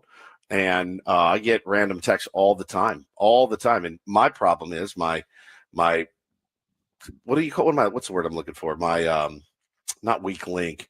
My fatal flaw is that I have to like read and respond to every one of them. My kryptonite. It's my fatal flaw that I am unable to just ignore a text or DM. I wish I could, but I can't. So I'm constantly crippled by my phone and my Instagram, my Twitter, all of it, and it's hundreds and hundreds a day sometimes. So I definitely I would win on our show for that, but I loved that video. I thought it was so great. I usually like, especially if I get texted during the show, because I try not to look at my phone much, like especially when we're on the air. Sometimes I get too busy during the commercial breaks and I forget to check. Like I'll leave texts purposely unread, or even if I accidentally open it, you can swipe and make it unread again. Because then at the end, after the show, I'll see the unread do that text too with like emails. It's like a reminder. Okay, I've read it, but if I leave it unread, I'll know that I need to check it again because if the number's gone, I'll feel like, oh, I'm good to go. Yeah, all my numbers are gone, and I'll know, okay, I've got to go back and look at that one. So I actually leave some of them on purpose unread, even though I've already actually kind of read it. Yeah, Brandon nails it right here. Ben reading his phone, asking the same question Woods asked him 10 minutes earlier. Yeah, the phone is a real detriment on the Ben and Woods program. It has been. I didn't tell you when I come back from Hawaii what I'm going to install in the studio. Are you ready for this? Are you ready? What? The phone cubby. I mean, I don't play on my phone, though, during the show. I use it to look up things that I need for the show. I've never accused you of playing on your phone. Never once. It's like it's for work. I don't think it's Wordle. I can't really do my job without the phone. We're going to get a cubby. We're going to put it in the studio, and then you can get it out of your cubby at breaks. And I will do the same. And Paulie will do the same. But don't you ever need to look up something during a break or during the show when it's actually on? I have a computer. You have a computer. No, but I don't know. There's certain things like on my Padres Daily. I always find it on my phone. I check on the computer. I don't want to look. I don't want to go. I'm using I've got my StreamYard and everything. I don't want to change what's on my computer, so I use my phone to find things like important Padres information. Well, I have found here some beautiful. Just take away my computer, then. I mean, if you don't want me to be distracted, let's have no computer, no notes. We'll just talk for 4 hours with no information whatsoever. Sounds like a challenge. We pretty much do that anyway. I have found a nice piece of mahogany here, and I have whittled a cubby, and I'm going to be bringing it home for us, and I'm going to put it in the studio. We're going to do the Ben and Woods. We'll put a Ben and Woods sticker on it. It'll be the Ben and Woods phone cubby, and we'll just see how it goes, see how it works. Some of the comments in the chat, you have the internet right in front of you. Ben sounds like a drug addict. Ben channeling his inner Taylor right now. On my phone. It's like taking... It's like you don't understand. I need my phone. I feel very uncomfortable if I don't have it with me. I really do. All right, do this for me right now. Take your phone and... Now you're good because we're about to go to break. But the next segment, just give your phone to Paulie for the segment and see how you feel. We'll just try it. I'm going to feel very uncomfortable. All right, we will take a quick timeout. Next segment is Take on Woods, which I don't need my phone for. I do have that on my computer. If you'd like to be our contestant, you can call in now, 833-288-0973. 5 questions, musical trivia against Woods with a chance to qualify for a fabulous Vegas getaway. We'll tell you all about it when we come back with Ben and Woods after traffic on San Diego's #1 sports station, 97.3 The Fan. Gambling problem? Call 1-800-GAMBLER. GEGE 000-466. For a full list of games and rules, play at 7 Mile Casino. Visit 7milecasino.com. Well, Benny, what do you do at 7 Mile Casino? You're not allowed to have your phone there while you're gambling and playing California style blackjack. You can't be on it. I don't think. I think they frown upon that. I mean, during a hand, you put it away, but in between hands, absolutely, you can check. That's your phone. what I'm asking you to do. In between, pretend that we're in a hand. All right, we're in the hand. All right, so we got 11 showing. We're ready to double down and look for that king in California style blackjack. You can also play Texas Hold'em, Pai Gow Poker, and Baccarat in San Diego's best upscale, closest card room. You're going to find it all, Woods, at 7 Mile Casino. That's exactly right. We love the proximity to downtown, just 7 minutes away, hence the name 7 Mile. Very, very easy to get to. And once you get inside, you're going to feel like, all right, yeah, this is a place for me. Very clean, very bright, very airy. They got a great patio on the back as well. They really got everything you're looking for at 7 Mile Casino. Got a 2 circled on my text messages now, and I feel like I need to check them to see what's going on. You probably do. Yeah, we're going to break. You're allowed to check. No long drives. 7 Mile Casino. It's our place. Love the patio. Love the food. Check it out today. It's just minutes from downtown.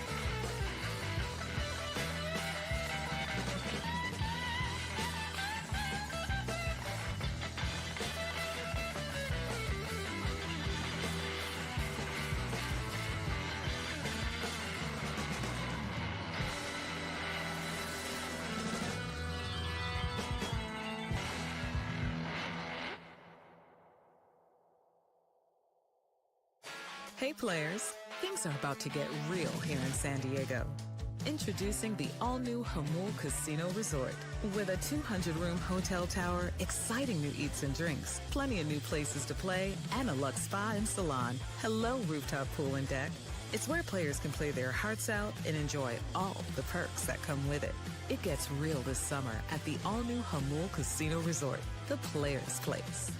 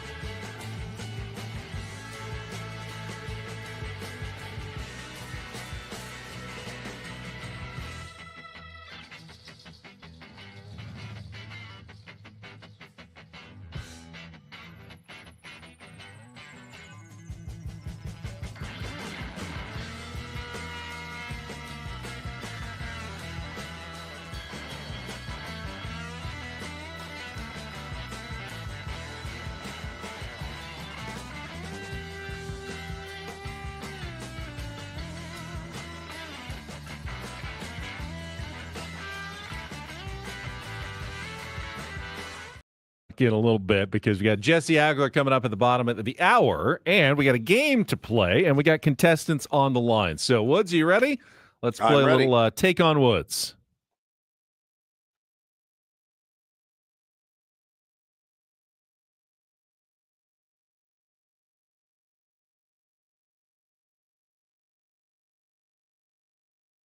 Take on Woods. This is brought to you by Bay Alarm, security and fire alarms for every business. We got you, and I am just taking one at random. We got James. Just go random there. You here? Good morning. All right, James, you are up today for Take on Woods, and if you can beat or tie Woods in our 5 questions, you will qualify for our fabulous monthly grand prize drawing. It is a 2-night stay at Resorts World Las Vegas, 2 VIP expedited admission passes to IU Day Club. Does that mean like front of the line expedited? I think so. That's what that means. And a $175 food and beverage credit. I mean, you know, it's better than $150, not quite as good as $200, but $175 is not bad. You can get all the details at rwlasvegas.com. All right, here are the categories that you've got to choose from today. We have the Eyes Have It, 5 bands that begin with the letter I. Wish List, which is 5 song titles that begin with I Want. And a song within a song, 5 song titles that all include the word song in the title. So the Eyes Have It, Wish List, or a song within a song, James? Let's go the Eyes Have It. The Eyes Have It. All right, this one's pretty simple. 5 bands that all begin with the letter I. You'll have 60 seconds. Answer as many as you can. If you don't know one, say pass. We'll come back to it. First question, Paulie is queuing it up, is our 2-second song. You need to identify both the song title and that band that starts with the letter I to score that point. James, are you ready to play? Let's go. All right, let's do it. 60 seconds on the clock. The category is The Eyes Have It. Your time begins when Paul plays the music. Good luck, James. Let's take on Woods. I'm waking up to action does. Which Australian rock band was originally formed as the Ferris Brothers in 1977? In Excess? Correct. Which heavy metal band reached a turning point with their 1982 album, The Number of the Beast, the first for new lead vocalist Iron Bruce? Maiden. Correct. Which California band of high school classmates had a breakthrough hit when they released the song Drive late in the year 2000? Pass. A sampling of Star Trek's Mr. Spock saying pure energy is a notable feature of which 1998 hit What's on Your Mind by which electronic band? Information Society. Correct. Let's go back to our 2-second song. I'm waking up to action dust. Man. Go to the pass to that. Which California band of high school classmates had a breakthrough hit when they released the song? Oh, we ran out of time. You got 3, though. In Excess, Iron Maiden, and Information Society. You did not get Radioactive by Imagine Dragons, and Incubus is Drive. So let's text Woods, get him back into the loop here, and he can get his headset back on, see if he can beat the score that James has established. Same 5 questions, same 60 seconds, but no benefit of the category. Welcome back, Woods. All right, thank you. All right, see if you can figure this one out. 60 seconds on the clock. Your time begins when Paul plays the music. Good luck. Let's take on James. I'm waking up. That is AWOL Nation Sail. That is incorrect. Which Australian rock band was originally formed as the Ferris Brothers in 1977? What? Which Australian rock band was originally formed as the Ferris Brothers in 1977? Split Ends? Incorrect. Which heavy metal God. band reached a turning point with their 1982 album, The Number of the Beast, the first for new lead Iron vocalist? Maiden. Correct. Which California band of high school classmates had a breakthrough hit when they released the song Drive late in the year 2000? Incubus. Correct. A sample of Star Trek's Mr. Spock saying pure energy is a notable feature of the 1988 hit What's on Your Mind by which electronic band? Pure Energy. What the hell is that band? Pure Energy. What's the category? F. I don't know, but you need this, and you need it quickly. Like 3. Power Station. No, and it's a 3-2 loss. As James has won it today. That was Information Society, Incubus, Iron Maiden. The Ferris Brothers is In Excess. In Excess. And that was Radioactive by Imagine Dragons. What did you guess? I said AWOL Nation Sail. I've only played Radioactive 4 billion times. I couldn't believe you missed that 4 one. billion times. That category was The Eyes Have It. All bands that begin with the letter I. I think as punishment, we're going to have to play Imagine Dragons on the way out to break here. Fair enough. James, hang on the line. You have qualified for the grand prize drawing for Las Vegas. Good luck at the end of the month. We are going to take a quick timeout. We'll come back with Jesse Agler joining us from Arizona. A little conversation with the voice of the Padres coming up next year on 97.3 The Fan. Well, that was fairly excruciating, but not as excruciating as joint pain. Look at me. I'm like Ben Higgins with my transitions. Today, if you woke up this morning, stepped out of bed, your knee is screaming at you, your back is killing you, your shoulders hurt, and you're unable to get in the water or lift weights or do any of the things that, make you human and give you joy. QC Kinetics is where you need to call today. We've all done it. We think, oh, maybe it'll just go away. I'll just tough it out. But nothing changes. Time to call, schedule that free consultation with the medical pros at QC Kinetics today. Thousands of patients, including myself, who will tell you they wish they would have known about it. They wish they would have done it sooner. They turn their lives around with QC Kinetics regenerative treatments. Work with your body to help restore and repair damaged joint tissue. Natural cellular therapies, no scalpel, no pills, just long-term relief with no dreaded recovery. Look, they'll take a look at your x-rays that you have from your physician, no pressure chat, thorough evaluation to see if you're a good candidate for what it is that they do. And worst case, you learn something new. The best case is you get your life back, you get back on the bike, get back in the pool, get back on your surfboard. Grab the phone right now, give them a call today. Locations in Hillcrest and in Torrey Hills, 619-614-PAIN, 619-614-PAIN. It's QC Kinetics at 619-614-PAIN.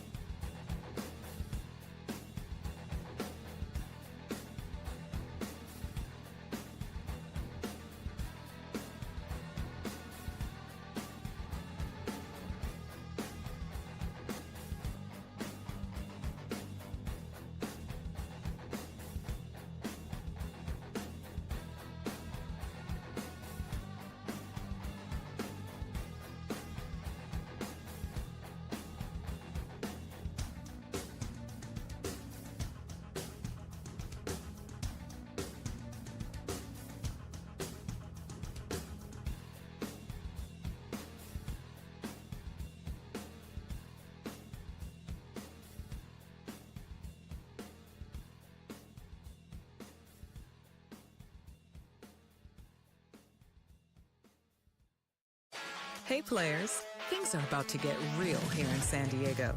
Introducing the all-new Hamul Casino Resort. With a 200-room hotel tower, exciting new eats and drinks, plenty of new places to play, and a luxe spa and salon. Hello, rooftop pool and deck. It's where players can play their hearts out and enjoy all the perks that come with it. It gets real this summer at the all-new Hamul Casino Resort, the players' place.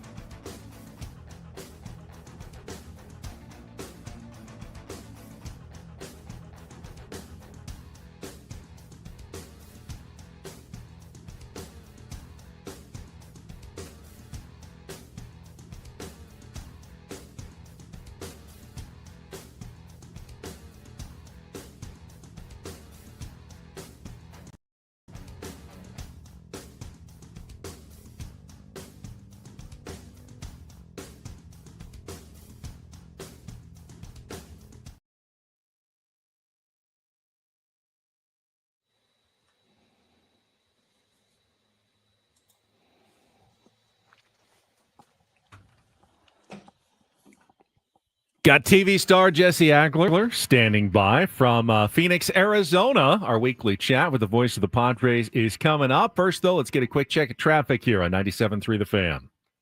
From the 855 Get Ross Traffic Center, protecting San Diego after accidents or injury, here's Kelly Danick. Traffic is brought to you by the Oceanside Police Department, now hiring public safety dispatchers.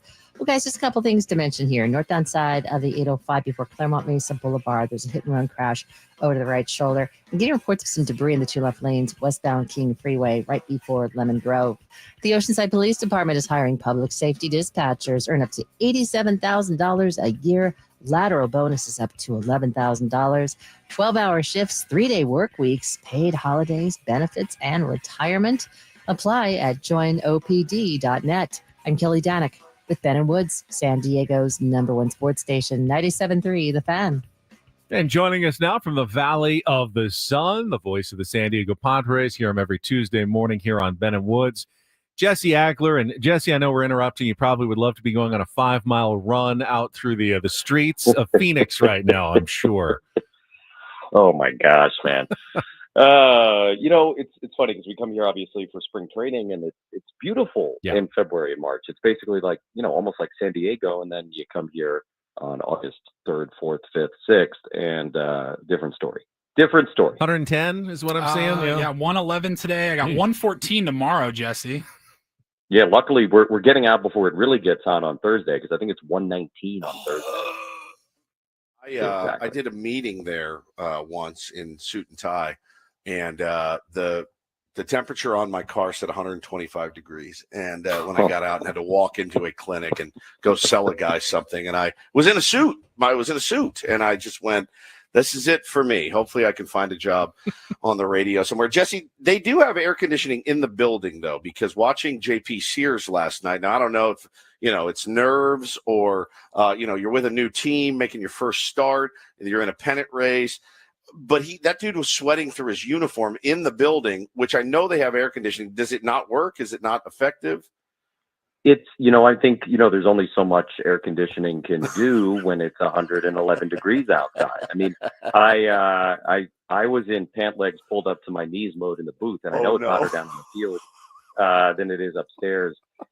Before they put in the artificial turf, when they had grass, just a few years ago now, they had to keep the roof open during the day to give the grass sunlight, photosynthesis, all that we know about, right? So they would close it basically during batting practice. And if it's 111 degrees outside and you're closing it an hour and a half before the game, it's still going to be 100 degrees in the building when the game starts.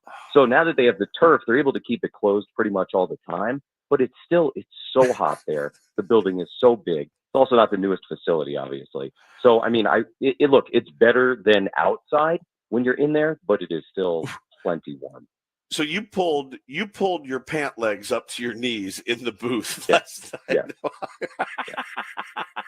That is what that's did my favorite new Mudcat say visual. about that? Oh, I'm not even sure he noticed. There was a butterfly that flew past at one point, and he was chasing it. So. He's your Ben. I've told Ben to take his phone and put it in a cubby because sometimes he doesn't listen intently, and I need him to. And so you got to get one of those when you go see the stand-up comedian and they don't want any of the video, those little lock bags. That's what you get. I need to get one to bring it back home. Jesse, let's turn our attention to JP Sears. Obviously, not the debut he was hoping with a new team, but tough. It's always tough, I think, to make a first start. You're working with a new catcher. You're working with a lot of new different players, and Arizona's not the friendliest environment for pitchers. There were some good things we saw from JP Sears as well, at least getting through 5 innings, but it was a pretty rough outing. Yeah, and I'm not going to read too much into anything out of it other than, as you said, he showed some true gumption there.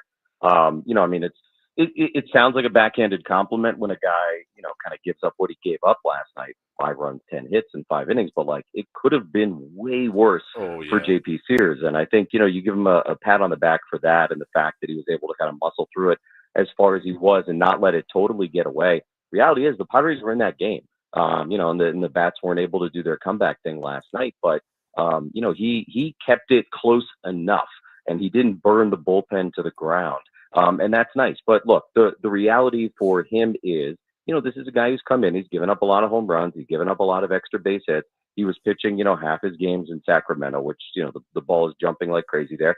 And now he's got Ruben Niebla, and now he's got Ben Fritz.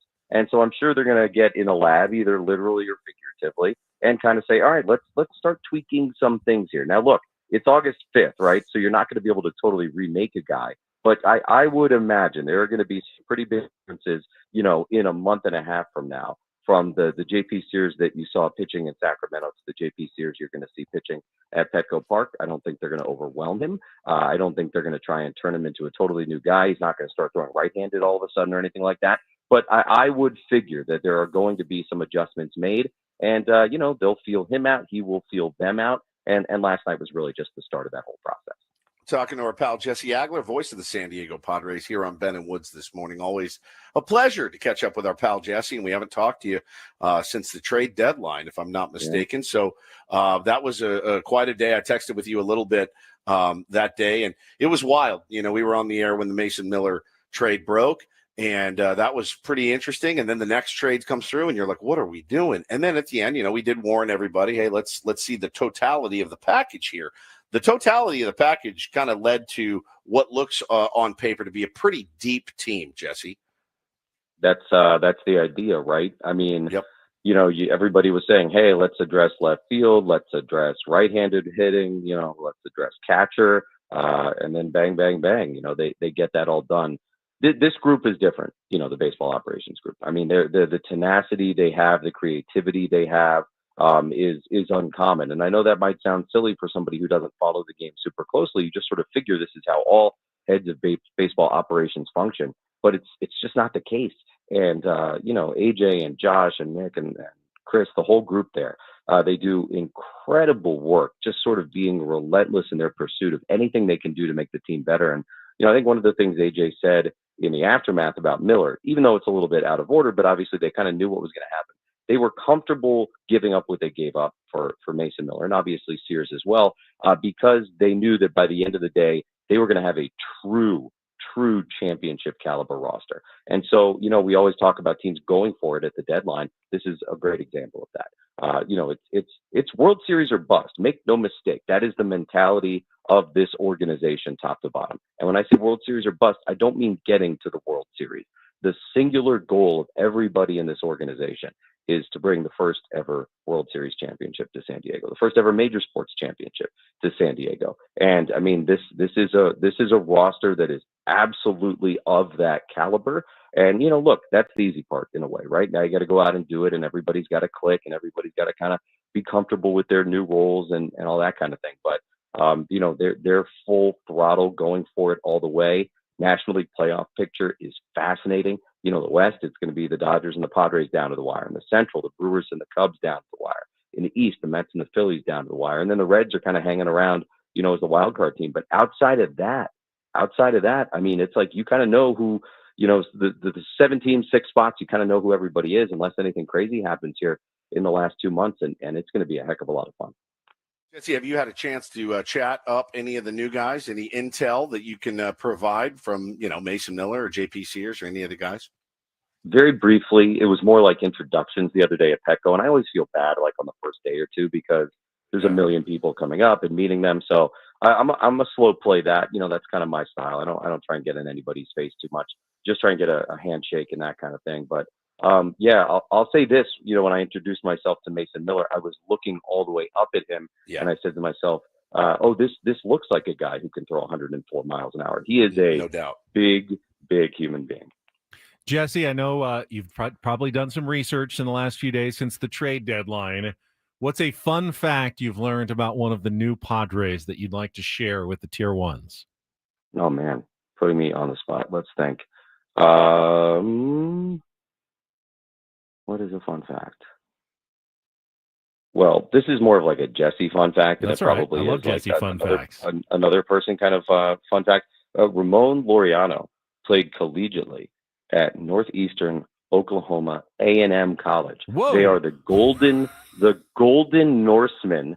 And do you know where that school in Oklahoma is located? Northeastern Oklahoma. No. How about Miami, Oklahoma? Wow. I mean, did you know there was a Miami, Oklahoma? How many names and directions can you have in one school? That's got to be a record. It's a hyper direct. Give it to me again. So Laureano collegiately played at Northeastern Oklahoma A&M College in Miami, Oklahoma. They are the Golden Norsemen. The Golden Norsemen. Wow. How do you even? Not just the Norsemen, the Golden Norsemen. That's pretty incredible. I like that pickup a lot. I like Ryan O'Hearn. I like all these guys. I really do. Freddie Fermin, Mason Miller. You look at it and you go, man, this dude really did. This guy really did get everything off the old grocery list that he needed to get, Jesse. So like you said, they got to go out and do it. And it's interesting. It's going to be interesting for Schulte now, not only with he hasn't really been playing with a robust bench all season. And now he's got to figure out, I got to get Sheets in and I got to get O'Hearn to start and I got to do this and Freddie and Diaz. It's a whole new set of problems for a skipper. And look, even though they're good problems to have, they are still problems at the end of the day. Same with the bullpen, when to deploy guys and when not. But I know Schulte would rather have it this way than the other. We can ask him about that on Friday. But, again, on paper, it looks pretty solid. Yeah, I wouldn't even call them problems. I mean, I think they're challenges, they're puzzles issues that need puzzles to be, looked at. But I don't think it's a problem. I think, a problem connotes something negative, and this is not negative. Does it make Mike's life a little bit more complicated? Sure, but like in the best way possible, because you've got this sort of plethora of good options, and look, that is going to be, that's going to be a real thing that he has to kind of tweak and work through and adjust and all that in the weeks ahead, and kind of figure out that winning formula. And there might be some speed bumps there. There could be some growing pains, because again, whether it's O'Hearn and Sheets or Fermin and Diaz, whatever it is, right? There's going to be some time taken to sort of figure out who slots in where, when, and all that. And look, just because it looks one way today doesn't mean anything for 2 weeks from now.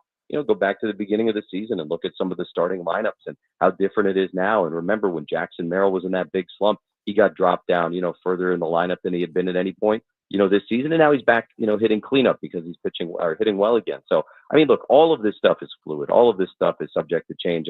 And I think Mike Schilt has a really, really, really excellent sixth sense when it sort of comes to like the right time to start moving things around. And I think he's shown that over and over the last couple of years. One of his lines that I like a lot is, he's not going to overreact, but he also doesn't want to underreact. When somebody's struggling or when somebody's playing well. Oh, you've heard them all. You've heard them all. He's good about running out.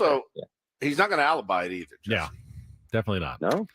Jesse, before you go, going to get it done, man. I have to That's know, right. with you doing TV this series, our Sam Levitt is getting to fill in and call the games on the radio side, and he gets to go on the road trip. How did Sammy do on the team plane, the team flight? He looked pretty giddy on the picture that I saw. And did he get hammered, make a fool of himself on the team plane? No. I mean, it's a 45-minute flight. How much damage can you really do? Well, I mean, who are you talking to here? Yeah, fair enough.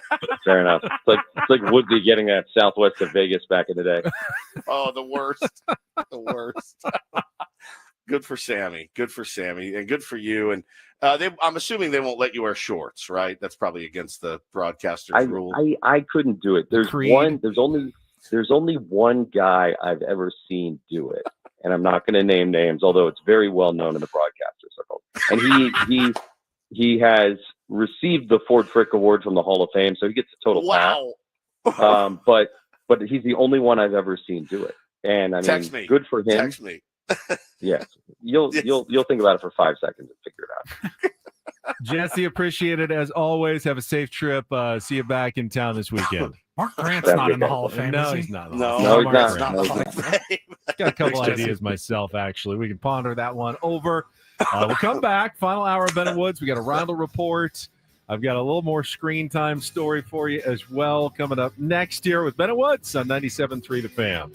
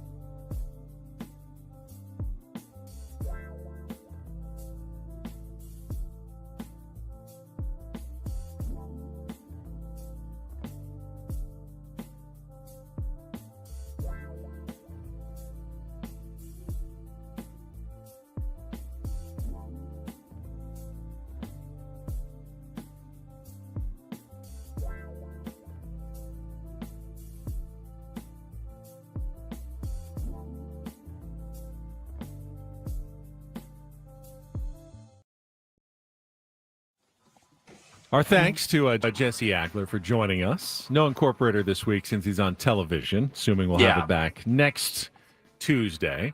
We could always text Sammy with an incorporator word, but I think he was a little nervous trying to get back into the flow of play-by-play. You know, you do it for a while, and he called minor league baseball for many years, but then you don't get the reps for a couple of years, and I texted him last night, thought he did a great job. He said, I think I was a little rusty, he said, but thank you for the compliment, and especially that he was doing both pre- and post-game show and the game as well. That's a lot on his plate last night. That's a very, very full plate, like a Hawaiian plate. You know, you get the chicken and the ribs and then the mac rice salad. and the mac salad, which is just fantastic here. I don't like mac salad. That's It's usually too mayo-y for me. It is a little mayo-y. I'll give you that. It does have a little bit of the mayo-y flavor, but you mix it with the rice and the chicken, and it is just fantastic. Hey, real quick, happy birthday to Elena from Oceanside. Her sister reached out and asked if we could give her a shout out. She's a huge tier 1, so hope you have a happy and beautiful birthday. Happy birthday, Elena. So I need a ruling. We were talking about screen time earlier, and I couldn't get my phone to show me, but I know mine must be 10, 12 hours a day. He really can't. I had Paulie try. Yeah, it's not there. It's not there for some reason. It's like it's not. It says like it's not set up. I don't know. I don't know if it has to do with an like iPhone 7. He handed it out. I was like, I said, Paulie, see if you can find it, but he was unable to do so.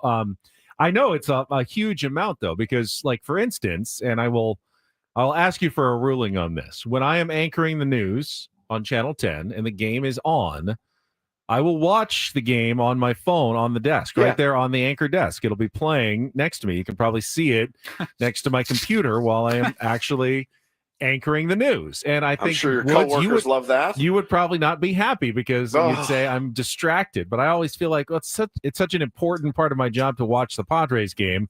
I don't want to miss any of it. And there's also a lot of downtime because you're not only the commercials, but also when you throw to like another package, national reporter's got a 2-minute piece on, what the economic news of the day is. I'm just sitting there for 2 minutes. So I just, got my phone there and I've got the game going right there on my desk. And I don't have to miss anything. But do you think I should not bring my phone in to the set with me just in case? Yeah, I do actually. And I know that it's a little bit different. My wife is so understanding now, and she's actually into it too. She's carrying her phone around with the game on. I've got my phone on with the game on. So when we go to dinner or something, the pods are on. We have it. We have it on. I do that too. I just set it on the table. If I ask the other person, "You want to be able to watch?" and I'll set it up so everyone can watch, or I'll just have it next to me so I can watch. Yeah, but I do the same. I really can't not watch a Padres game.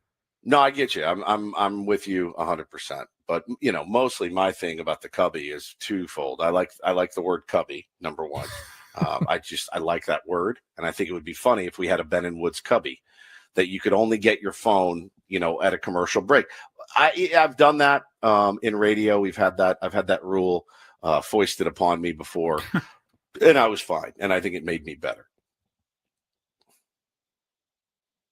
I think it'll make you better. Did you miss anything important? No. Never? No. I mean, what are our breaks? 15 minutes long? Like anything can wait. Nobody It died. feels like it used to be things could wait 15 minutes. Now it doesn't feel like things can wait 15 minutes. Like if my other boss texts me, I want to be able to respond right away and not make her wait like 20 minutes wondering where is he, what's going on. Well, he's on the air. She right knows now. you're on the air. I know, but she also knows that I usually respond right away, even when I'm on the air. That's going to be changing, and she's going to have to learn to once you be get okay with the that. Cubby. Yeah, I'm really excited to institute the Cubby and the Cubby, the Ben and Woods Cubby. Cubby protocol. Great. Yeah, Cubby protocol. It's going to be so good, and I'll do it with you. Okay. All right. Well, if we have an actual, I want an actual Cubby though. I'm going to get an actual Cubby. I don't want just a fake Cubby. I want an actual Cubby when we walk in here. Yeah, for sure. One of those plastic bins and everything. My screen time per day, daily average is 7 hours, 11 minutes. That's a lot. That's a lot. A little more than 1/4 of your day. That's pretty spent much on the screen. Yeah, 7-11. That's fairly normal nowadays. I know it is. And here I am yelling at my kids to not be screenagers. And that's I'm on the just phone. that screen, by the way. You also have, I assume, a laptop computer and a television that you also watch at times. So really, that's just the starting point of your daily screen Yeah, that's time. just your phone. Now, Nathan says, we found out that no phones in the clubhouse for the Angels doesn't make much difference. Now, I will say this, Nathan. If Zach Neto was at short checking his DMs like Ben does in the middle of a game, I think it would probably lead to some issues. And I think then it would actually help. But I think, that was a move by Ron Washington to say, no, I want these guys talking about the game, and that's something that we always hear is missing from the new game as opposed to the old game, right? Guys sitting around talking about the game that just happened or the game that's about to happen. Everyone's on their phones. We're talking, and it's not just baseball players. It's not just little kids. It's everybody. We are all slaves to our phone. Every single one of us is absolutely a slave to our phone. And, I tried to leave mine behind at the beach the other day, and it was a good feeling. But I kept constantly nagging my wife. Anything happen? Any updates? We make any trades? And, that's not good either. You're still a slave to your phone. If your phone's in the other room, it's hard to unplug.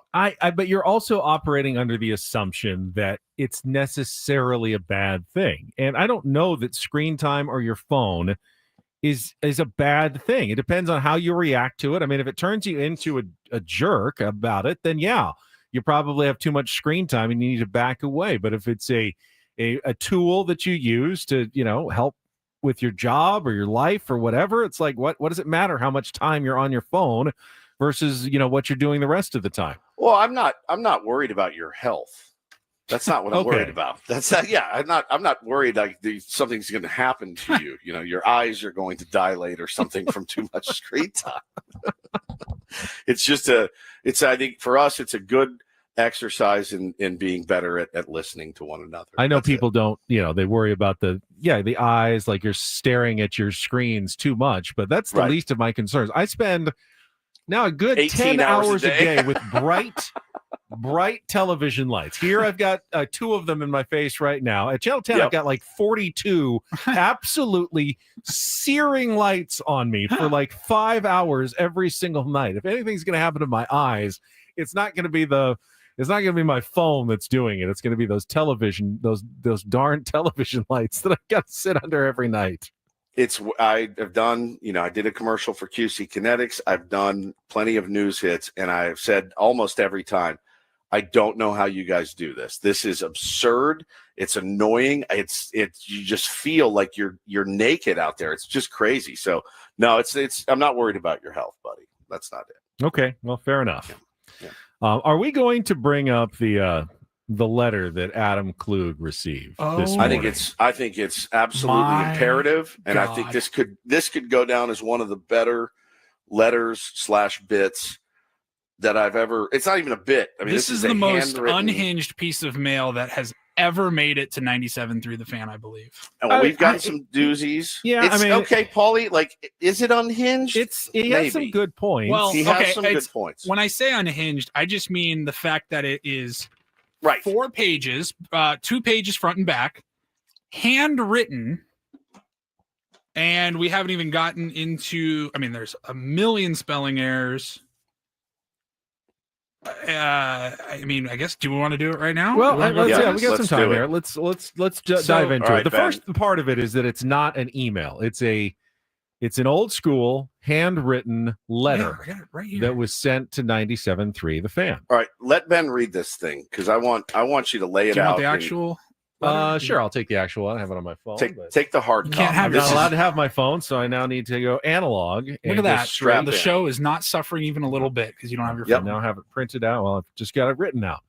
All right, 97.3 The Fan, Padres Baseball Network, it says. And just gets right into it. Please stop with your ridiculous baseball jargon. Okay. 1, it's the home plate, not the dish. 2, it's a base hit, not a knock. What is a plate, by the way? Like a plate or a bowl? The home plate. Like what is? It's a plate. Is a dish? It's a dish. It's a synonym it's a dish. for plate. Just synonym. Trying to clarify. It's a base hit, not a knock. 3, it is a slider or curve, not a slurve. False. False. Different pitch. 4, it is the pitcher's mound, not the bump.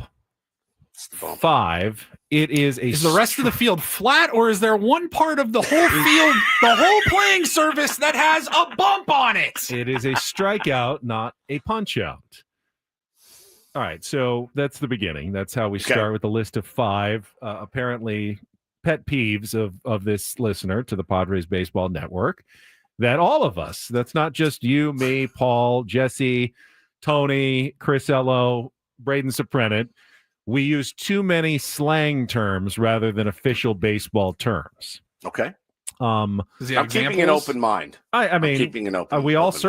We certainly use those terms. There's all the time. But the reason why you use slang terms, in addition to the actual terms, is that you don't want to just repeat the same thing over and over again. Hey, there's a strikeout. There's another strikeout. Oh, so-and-so has 5 strikeouts today. Oh, there's another strikeout. Hey, it's a punch-out. It's nice to mix up words and terminology to keep it fresh while you're on a long baseball broadcast. So over the years, yes, baseball announcers and baseball players have come up with alternate ways to say the same thing, to keep it a little bit fresh over the course of a long broadcast. Doesn't that make sense to everyone? It does. You don't want to just use the same word over and over and over again. Now keep going. All right. Here we move on. Have Sammy Lev pronounce important and not important. All of you guys, including Tony Gwynn Jr., Chris Elo, Ben, and Woods, every one of you guys do a fantastic job, underlined behind the microphone. That's nice. Absolutely. Do we? Because apparently we don't. Apparently we butcher every single possible phrase in the sport of baseball. So I mean, a little positive with the negative. That's fine. Bread, meat, bread. It's bread, meat, bread. Jesse Aguilar is fantastic. Jesse who? Aguilar. Who is Jesse? Who? Aguilar. Jesse Aguilar is fantastic. Okay. It is just this new baseball lexicon or jargon that irritates me. Can't we stick with the normal terms? Okay. Anyway, I got this off my chest and I feel better. Go Good. Padres. All right. There's more though. No. That's like it one looked like page. he was done and then he decided to keep going. I'm assuming it's a he. It may not be. Also, to correct your English, it is never him and so, but he and so. Okay, Example, I can get behind that. if I were him is incorrect. If I were he is correct. If I were he. That doesn't sound good, though. It sounds more conversational. You say, if I was him, I would have thrown a slider there or a slurve. Wow. Right? I mean, if you were an announcer and you were going, if I were he out on second base, I would have taken a big lead. I think you're going to get laughed out of the building, right? If I were him. If I were he.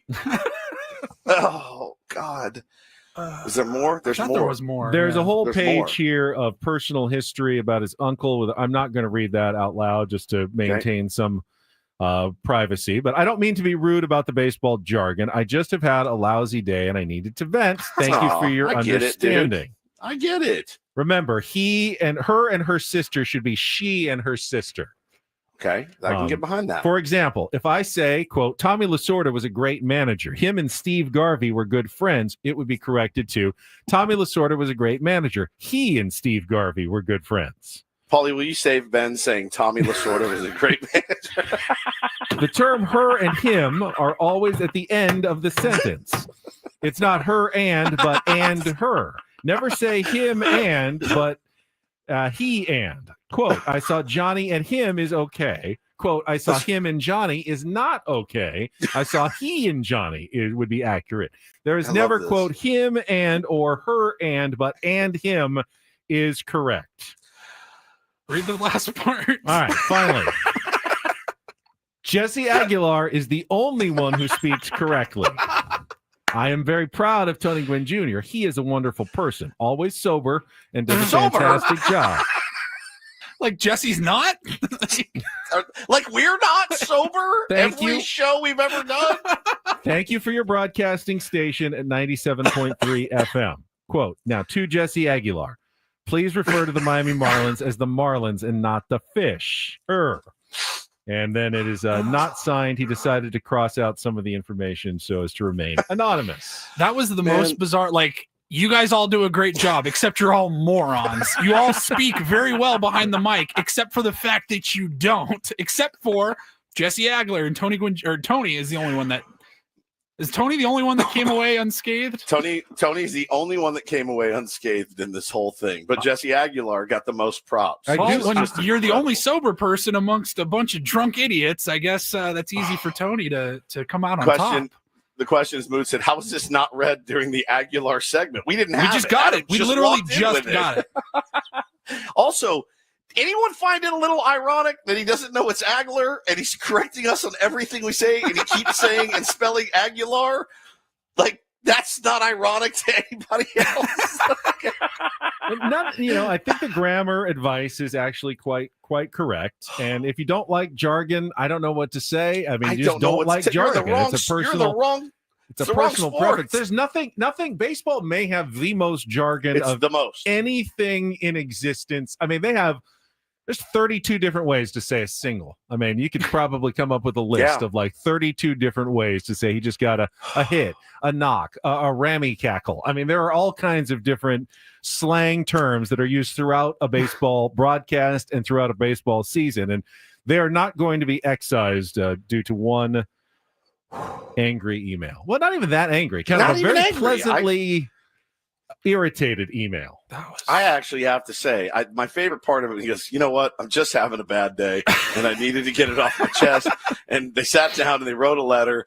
I think I actually think it's very endearing, and I think it's very sweet. Like, I hope everything's okay. I can't imagine, like, what would have to happen in my life where I would handwrite 4 pages to people I've never met, to a radio station complaining. I don't know about you guys, but if I have to, my wife is like, I'm looking over my shoulder. She insists that I write her out long cards, insists. And she said one time for her birthday, all she wanted was a love letter. And I am happy to do a love letter. I love her so much. And I was like, can I ask a favor from you? Can I type it out, print it out, and fold it up and put it inside the card? She said, no, I want it handwritten. And I go, does the fact that having to write out stuff like that letter cripples me with anxiety, I can't write. My penmanship is terrible. And she goes, I don't care. I want it handwritten. And we had a huge argument about it. And I was like, but you don't understand. Like, I will express my love to you. I will write this thing for days. I really will put a lot of thought into it, but let me type it out. And she goes, no, I want it handwritten. And the thought of sitting down and writing a handwritten letter makes me so anxious and creeped out that I just can't imagine doing it. And especially about this. I mean, this is incredible. And who doesn't love the jargon in baseball? So every time there's a single for Manny Machado, he is on the base, first base. And he will come around and he will touch home plate should Jackson Merrill hit a double, and Manny will then score. Dylan Cease will pitch off of the mound tonight. I mean, the rubber, the pitcher's mound. The pitcher's mound. Just insane. Technically, I think the rubber is called the pitcher's plate. Pitcher's plate. Yeah, no one ever says pitcher's plate, but I do believe that is the accurate term. Well, what are we guessing here? Over, under 74 and a half years old. I'll take the over. Yeah. But listen, man, the guy or the gal, they have their way that they want it done. And I'm blown away that they sat down and wrote this letter and still didn't get Jesse Agler's name right once.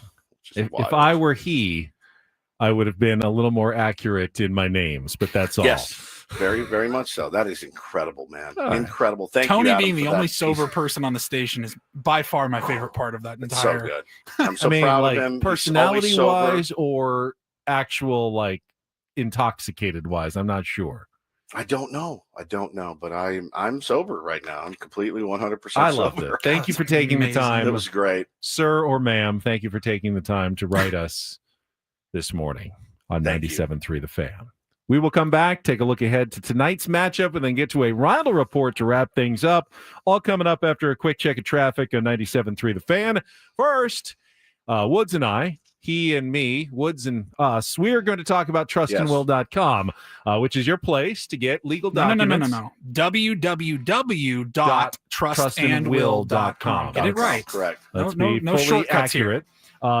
Did you know that if you passed away and you did not have a will or a trust, the state could actually decide not just to what to do with your assets, but even guardianship of your children could be decided by the state and not by your family and your loved ones that you leave behind. Yeah, that is not what you want. Our pal Dominic every day tells us, make sure you get a trust. He is currently embroiled in some probate court action right now, and it's just not what you want for your family after you're gone. So go to www.trustandwill.com. Use the code FAN, F-A-N, when you check out, and they will give you 20% off and ship you your documents for free. Absolutely. It doesn't take long. Woods and I both did it, 20, 30 minutes. You answer a few simple questions online. At the end of the process, you got those legal documents. Set them aside, put them in a filing cabinet, in a safe, whatever you've got, and then you don't have to worry about it. You got that peace of mind knowing you've taken care of your family whenever that day comes. Just go to trustandwill.com. That's www.trustandwill.com.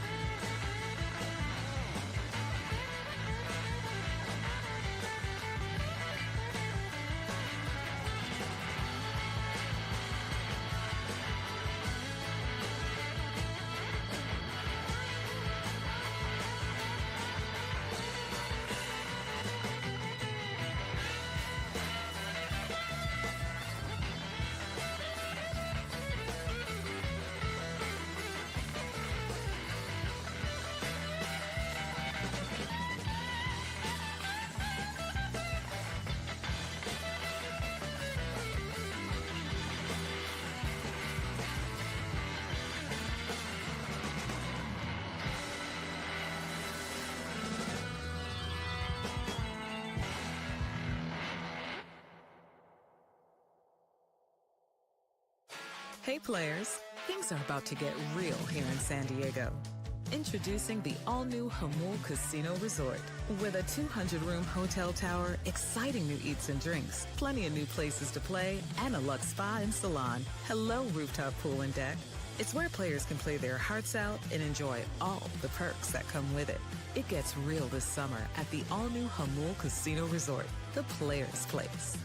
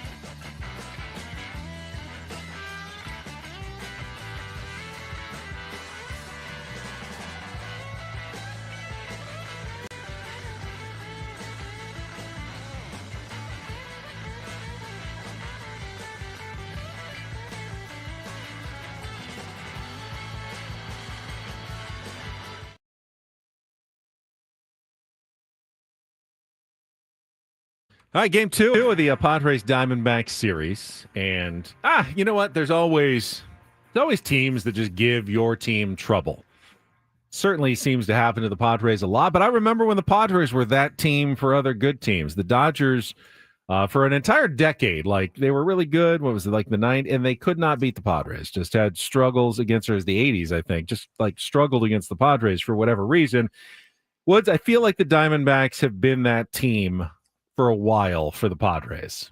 Do you have any evidence to back that up, or is that just recency bias? No, I think it's. I think there is some evidence to indicate that their record, at least at Chase Field, has been particularly poor. I think Busch Stadium is the worst, and we New had Busch that, or old Busch? Both Bushes, actually. Busch. I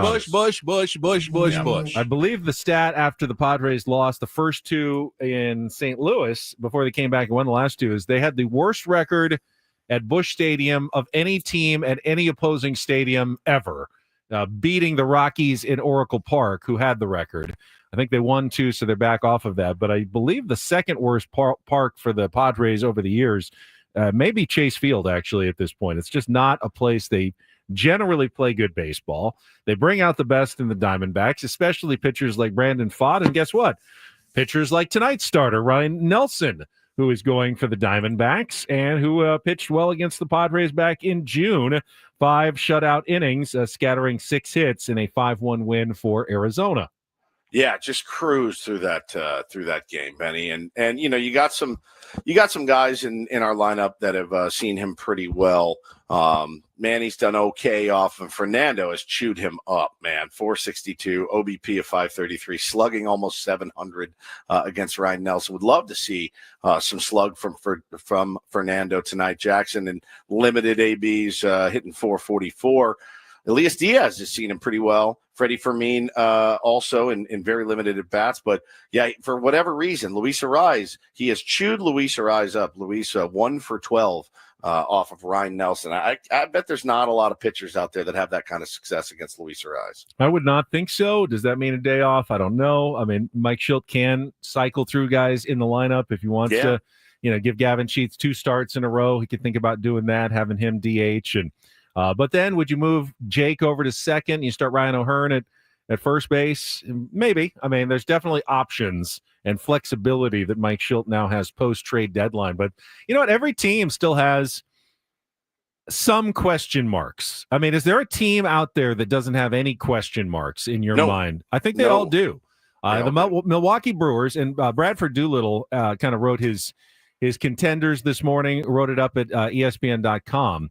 And he kind of has the lingering concern for every contender remaining. Even the Brewers, who have the best record in baseball and have been playing incredible baseball, really don't hit a lot for power, kind of like the Padres. Middle of the order power has been missing for the Milwaukee Brewers. You know, that dries up in the middle of a playoff series. You can go home quickly. Cubs have pitching concerns. Dodgers, obviously, major health concerns. Tigers, he says, offensive consistency is a problem. The Blue Jays, I mean, every single team out there. What's he say about the Pods? The Padres, he says, lingering concern. History. He says, sure, a future All-Star game might be half populated with one-time San Diego prospects, but for now, A.J. Preller's machinations have eliminated any glaring holes on his roster. The depth after the active 26-man group isn't great, so health is crucial, but as constructed, the Padres are as well situated for the postseason as anyone. They, along with Seattle and Milwaukee, will try to snap a 0 for eternity title drought. Any of the 3 could do it. Wow. Yeah, we could see a first-time World Series champion from any of those 3 this October. Seattle, Milwaukee, and San Diego. I mean, if it's not us, I hope it's one of them for sure. I kind of do feel the same way. Like, I'd rather see one of those teams win than obviously the Dodgers. We're one of 2. That's true. Then we're one of 2. We are the 3-headed monster right now. As it were, but then you'll just have 2 left. It was like when we were the last team without a no-hitter. It was just excruciating until we weren't. What changes in your mind if the Padres win a World Series? I mean, how does life change going forward? I mean, you get to do the whole next year with your pants off, waving it around, and that's a good feeling, I think. Is that all? And you got one. You got one. You got to live through a world. You got to watch a World Series. Are you getting existential again? I'm, Scotty Scheffler. Like, what are we doing this for? Like, hey, you enjoy it for 5 minutes and then move on to the next thing. No, I think being able to go to Petco Park and look up and see a banner, no doubt, will be important for me. Like, I want to see it.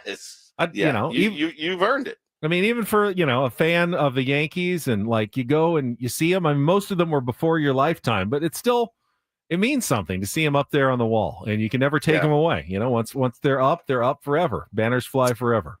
Yep, flags fly forever, Benjamin. Yeah, you're like Mike Tyson when he was interviewed by that 12-year-old girl. Was just like, no, we're all going to die, so what does it really matter? I mean, yeah, you can. No, I think it does matter. I do think it matters. I have those nihilist days too. You're like, what am I doing this for? This one matters to me, though. Yeah. The Rays never won one either, right? Rays do not have one either. Correct. Yeah. Yeah. Got to it, but did not win. Is that it? How many teams without a title? 4? Boy, that's a good question. Let's see. 5. The Rockies, Brewers, Padres, Rays, Mariners. Okay, there you go. 5 left. Yeah, and only 3 of those with you a definitely legitimate don't want to be chance the one when the No, other God, 4. You don't want to be the only one, just like the no-hitter you said. I mean, the Mariners got the worst of anybody. They've never even been to a World Series. That's the true. Rockies have been to 1. They were swept. Padres, the Red Sox, been to 2. Rays, they've been there twice. They've been to. They went to the short. Forgot about the short one. Yep. Yeah, everybody did, Paulie. Yeah, not everybody. Not everybody. That's true. But no, yeah, you get to wave it around for a year, and that feels fun. But it is it's fleeting, right? You're like, oh, okay. Well, how do we do it again? I want that. I was just gonna ask, when does the conversation, maybe as a fan base, I'm sure it's totally different between the fans and obviously the people within the organization. But when do you turn the page, right? You win the World Series on October 28th or whatever. I mean, I would imagine within a couple of weeks, it's like, all right, time to go. How do we do it again, right? Yeah, 100%. You're chasing that high forever, man, for sure. Yeah, the business of baseball will move on. I don't think the feeling ends, though. You're still World Series champions for the next year until someone takes it away from you. So, I don't think it totally goes away. The bragging rights don't go away. But yeah, go away. I mean, AJ Preller probably 2 days after that is already starting to think about moves and everything he's got to do to get ready for another season. Yeah, well, that's in the future. In the present, we got the Reindl Report coming up next. Paulie, what are you looking at? I've got a feel-good story, a very feel-good story from a sport that we don't talk about a ton. So I want to shed some light on that. All right, that's coming up next. Final segment of Ben and Woods on the way on San Diego's #1 sports station, 97.3 The Fan. Just went to the fridge, filled up my little bottle here that my wife got me. It's kind of like a sippy cup, and we're using the tap water here. We have to run it through the Brita filter, and it takes a while. You got to fill up the jug, and then you wait. And but with the Eco Water system in your home, you're going to get bottled quality water every time. And it's coming out of every single faucet in your home. When I fill up my kids' water bottles at night, I literally do it from the sink in their bathroom, and no complaints from them. None. No hard water in our home at all. Our plumbing is not being wrecked by hard water. Our appliances, our water heater. Eco Water truly is the best. You got to get it in your house right now. You will not be disappointed at all, not even a little bit. When your water's this pure, you can totally taste the difference. And, one of those things where if we did end up moving one day, I'm taking it with me. Everywhere I go for the rest of my life, I will have Eco Water SoCal coursing through my body. Get your free in-home water test today. Let them come out, do a test, show you what's currently in your water, and then talk to you about getting the system in your home. Try the Soft Life and Alkaline Water, now just $9.95 a month. Call 760-350-3338. Or visit EcoWaterSoCal.com. Let them know Woodsy sent you over there. Not everything in life should be hard, especially your water. Keeping it soft since 1925. Eco Water, your water should be perfect.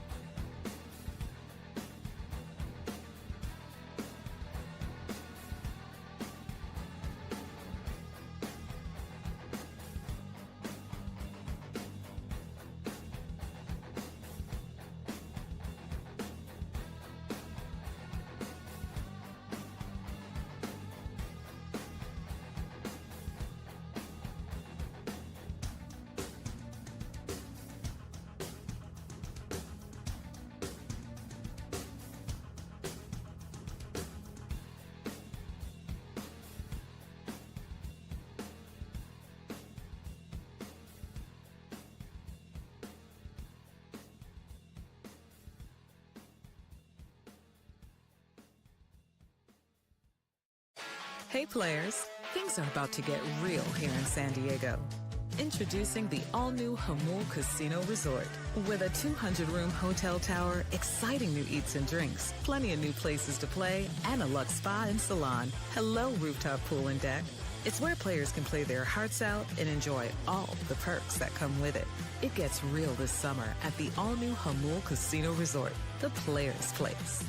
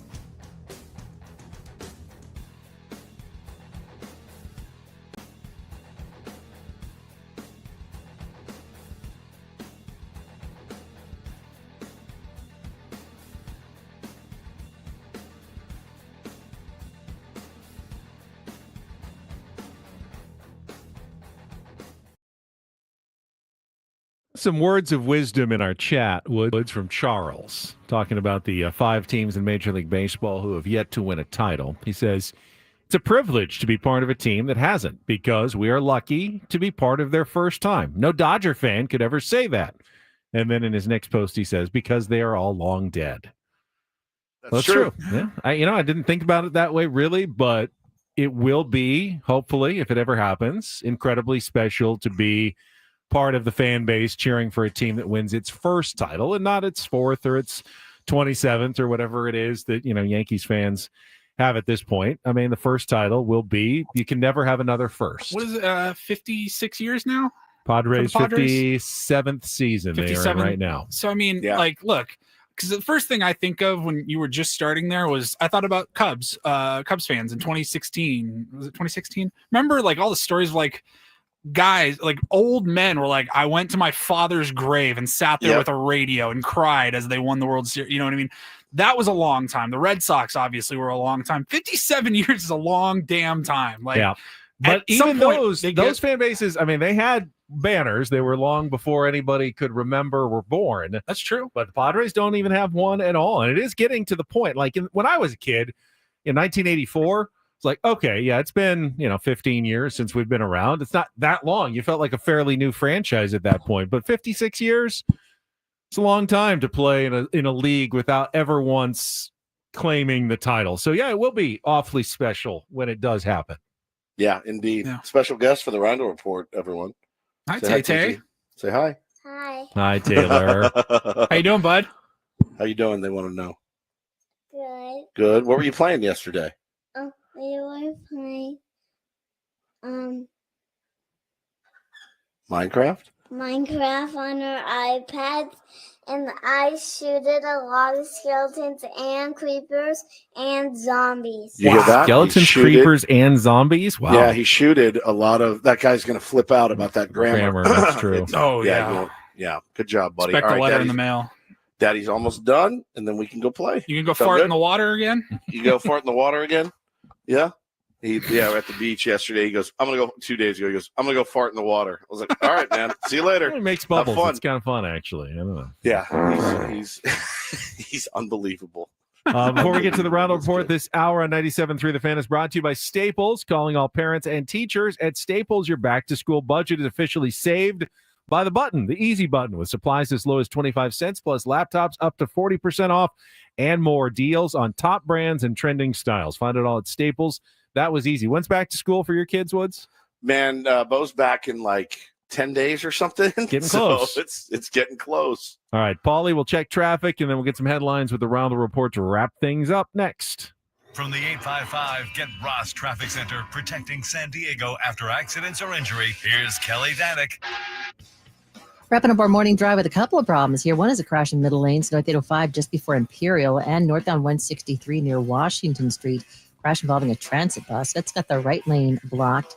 Eastbound 8 just before the 805. Watch out for what looks like some sort of a shovel in the right lane. And Kelly Danick with Ben and Woods, San Diego's #1 sports station, 97.3 The Fan.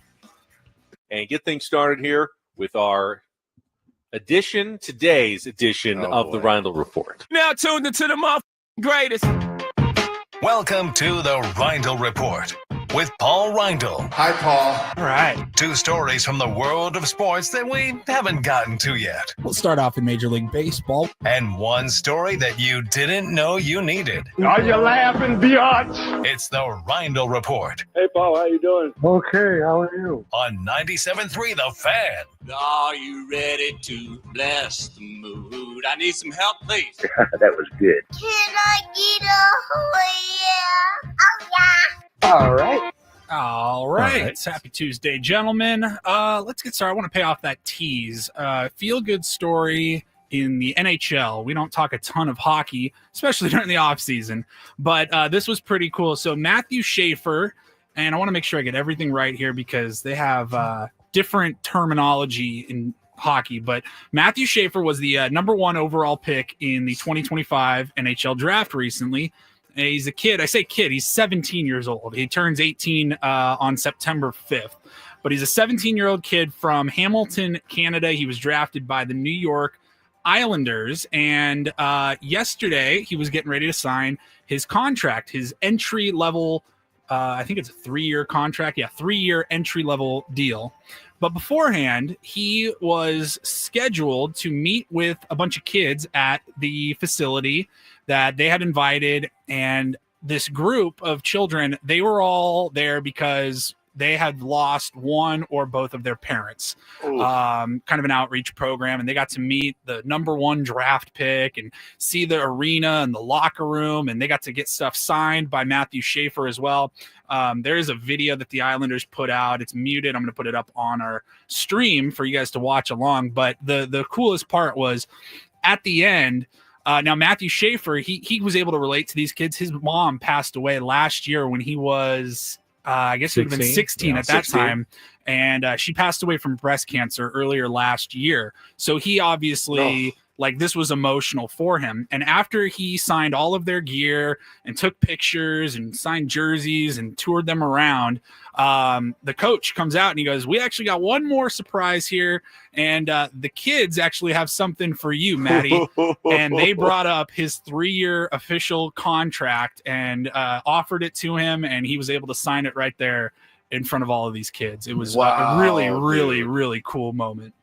How's he not sobbing all over it? Oh my God. That's a great story. I mean, he barely looks older than the kids he's there to sign autographs for. Yeah. That's incredible. It was so cool, incredible. Man. Any other thoughts on that? No, but very sweet. Very nice moment. Well done by the Islanders. All right. Ben, I'm sure you have plenty of thoughts on this story. I don't know that we've talked about this yet. How did we miss this? How did this not? Were we just loaded on don't do this stories? This happened over the weekend. No, this was, last week. There was an incident, and I think this has happened a few times now, where during WNBA games, people that are doing stuff that they're not supposed to be doing are throwing, sex toys onto the playing surface, onto the court. Personal use. Can't say the word. Right. Not supposed to. Adam gets mad. Yeah. The D word. Ben, what would you say? A phallus? Rubber phallus, I think, would be the scientific technical term. Yeah. Save that. Save that. Yes. So, Both look, I want the phallus, and then I want the other one. The photos, the video, everything, it made the rounds on social media if you weren't watching the game between Golden State and Atlanta last week. And police have arrested a 23-year-old Delbert Carver. He was arrested. Delbert, He faces counts of disorderly conduct, public indecency / indecent exposure, and criminal trespass, according to law enforcement records. So the trespassing one, I was like, did he not have a ticket? And did he just sneak in? Yeah, I think they're overcharging him, like indecent exposure. He didn't get naked. It's not. But what if he put it down there and wiggled it around? I mean, but maybe right. indecent. As weird as it would be, I'm just roll with me here. As weird as it would be, if you had one of those in your hand and you were walking down, Fifth Avenue in downtown, you're not doing anything illegal, right? That's not indecent. Aren't you? Weird, let's but put it not this way. illegal. If you threw like a dog's chew toy that was about the same size onto the court, that would be inappropriate. Don't throw things on the court. Would they absolutely throw the book at you, or are they specifically making an example because what he threw on the court was so much worse? Well, they don't want that to continue, so you do need to make an example out of the first person. Disorderly conduct sounds absolutely accurate. I don't know about indecent exposure or criminal trespass. Right. Yeah, but I mean, it was neon green. It wasn't human skin colored. I saw a picture of it. Yeah. Let's not do that. What do you need to get into the details? Let's not throw. No. Let's not throw anything, those. obviously, onto the field or court of play during a game. ESPN got a hold of the report. It says here that he told police it was just supposed to be a joke and it was supposed to go viral. I'm sorry. Bad judgment. Definitely. Bad judgment. So it happened twice. Was it him both times? It was not him, but it was the same team. Golden State then went to Chicago. This happened when they were on the road in Atlanta last Tuesday. And then on Friday night, the Valkyries went to Chicago to play the Sky, and it happened again. They says here, Chicago police responded by email that we don't see a call of service for that incident. Interesting. Very interesting. Yeah, let's not do that. Let's just be better. Finally, this got a lot of people a little bit outraged and a little bit confused. A Danish zoo, a zoo in Denmark, is up against it a little bit because they kind of freaked people out when they put out a Facebook post for the official zoo's account. The picture had a European lynx that looks very hungry.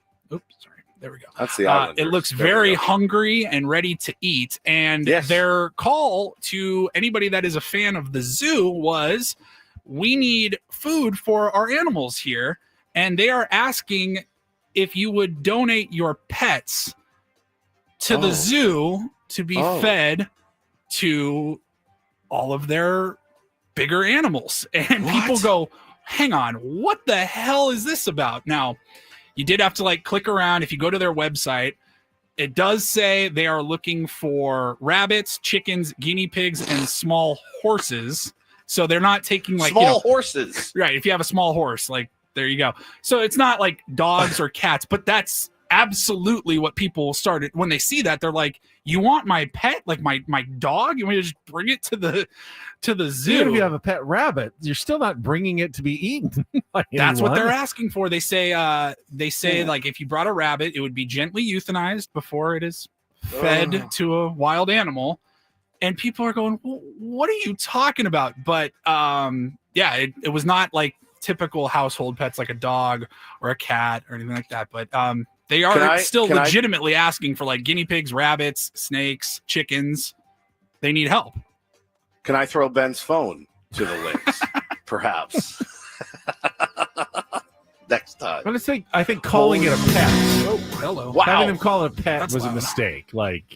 Big time. Maybe unsheltered animals or something. I don't. That's weird. I mean, obviously, animals eat. They're wild animals. They eat other animals. That's part of the cycle of nature. It's just usually not someone's pet. I'm off to go snorkeling again. All right, enjoy your snorkeling. We're done for today. snorkeling. With Pauline Woods and Ben Braden's coming up next. Thanks for joining us today on 97.3 The Fan. Have a great rest of your Tuesday.